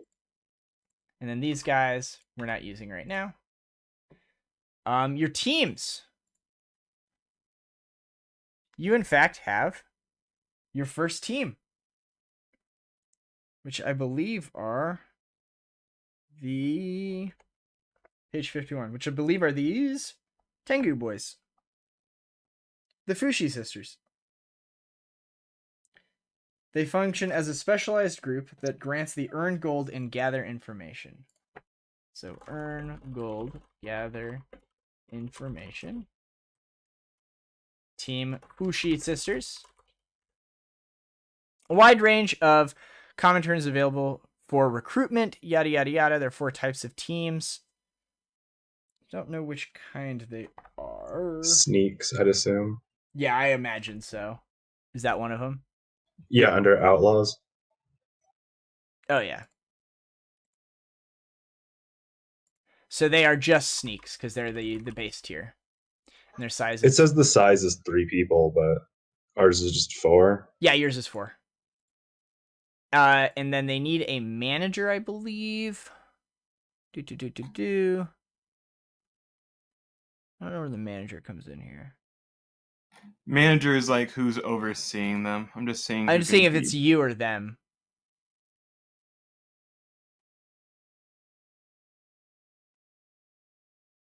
I think that might just be your point of contact. I think it's just the main sister. If that makes sense. Vaguely. But we can change it later. All right. So, sneaks can always take what's in the space for manager, write the officer in charge of that team. An officer can manage a number of teams equal to his or her charisma bonus, minimum of 1. Okay, so probably Sezzix wants to manage them because they're stealthy. Makes sense. I'm trying to look through them right now. In the space for bonus, record the manager's charisma bonus minimum 0 to the team's modifiers on all organization checks made taking a rebellion action using that bonus. My charisma's -1. Oh, so we want you to manage them then, Garm. Yeah, probably me. Yeah. I'll be at +5, I believe. As I get +2 from Natural Born Leader. Or +1 or +2. Let me check. Also, there's sneaks, so they can do secure cache. Is there actions anywhere on here? I'll just type it over here in the additional information. Boom. So those are all the actions that they can take. Cool. All right. So yeah. Sorry, go ahead. Oh no, I was just gonna move on to the next part. Is there anything else we're forgetting with the team? I'm just seeing what my thing is. 2 higher, so I get +1. So I have a +4 on my organization check. Got it. Okay. So, the rebellion in play. You take control of the Silver Ravens in this first adventure, and you'll take a quick break at the end of each week to maintain and lead the rebellion. You don't need to take any extra time to do this. The rebellion's actions happen regardless of your character's day-to-day activities. Each week, the rebellion acts over 3 phases that always occur in the following order. You do an upkeep. You roll to determine supporter attrition. You lose an amount of supporters if your notoriety score is 100, or your rebellion treasury is below its minimum. So upkeep happens, you guys don't lose anything. The second one is your activity phase. You perform rebellion actions up to your maximum of 1. So you can do 1 rebellion action this week. Then you see if there's any unusual events, and you resolve those results. And then there's further details for each upkeep phase. In the upkeep phase, you can attempt to increase your rank. If you have enough stuff in your coffers, you can take money out of your coffers.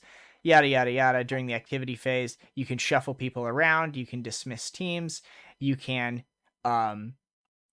take those actions. These are the various actions you can take. So you can take the earn gold, gather information, secure cash, or you can take anything that doesn't require a team, which is dismissing a team, changing a role. This is all in the player's guide, so you guys can look through it.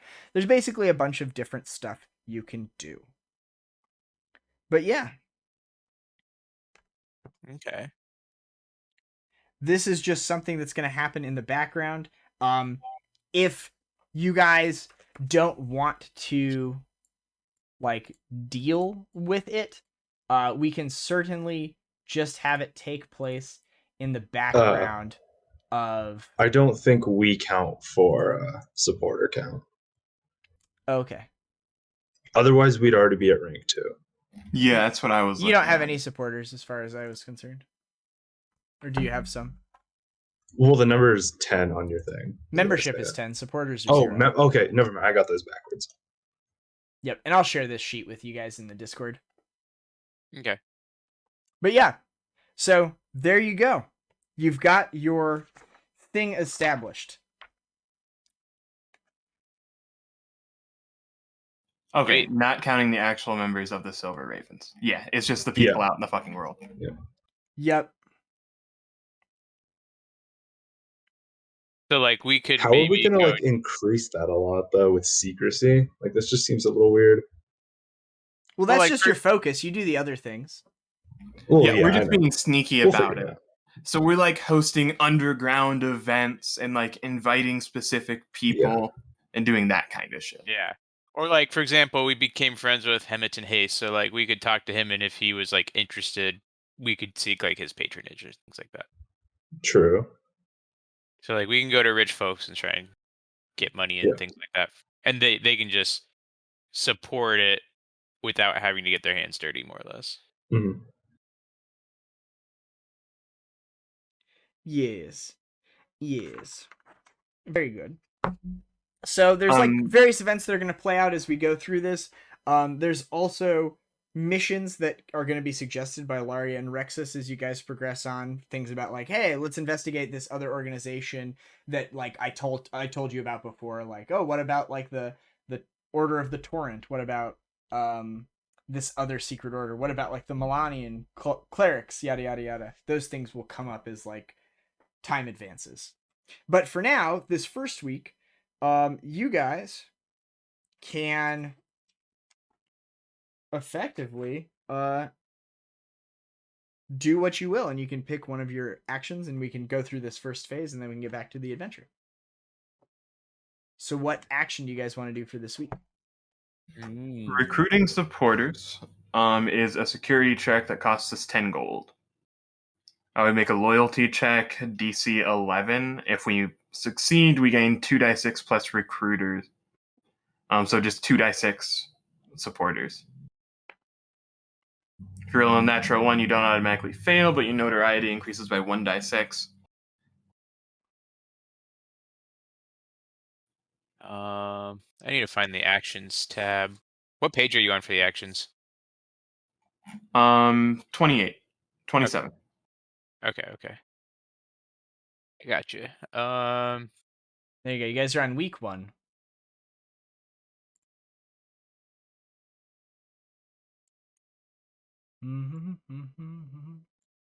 Well, so it sounds like the Fushi sisters can start getting earning gold for our treasury. So Yep, so that's going to be one of our actions. We only have one around right now. Oh, okay. Do you want to move someone to strategist instead, so you guys can take 2 actions to start?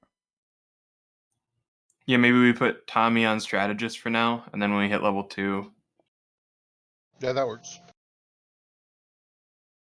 Tommy's the thinker of the group. Sure. All right, so you guys have 2 actions. Maybe gather information with the sisters, and then gather supporters.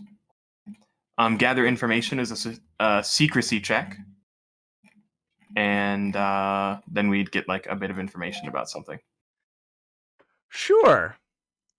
Give me a secrecy check to gather information. So, Seishi, why don't you just roll a d20 and add 8 plus 2. So you'll add plus 10. Yeah, so you succeed. 19. If you're successful, this team has gathered information for you. You guys will get a room or a piece of local information. Yada, yada, yada. Yeah. And then what was the other one you wanted to do? We will recruit supporters. That's a loyalty check, DC 11. Sure. Who wants to make it? Whoever the loyalty person is, the demagogue. That's me. Caerrat, do it up.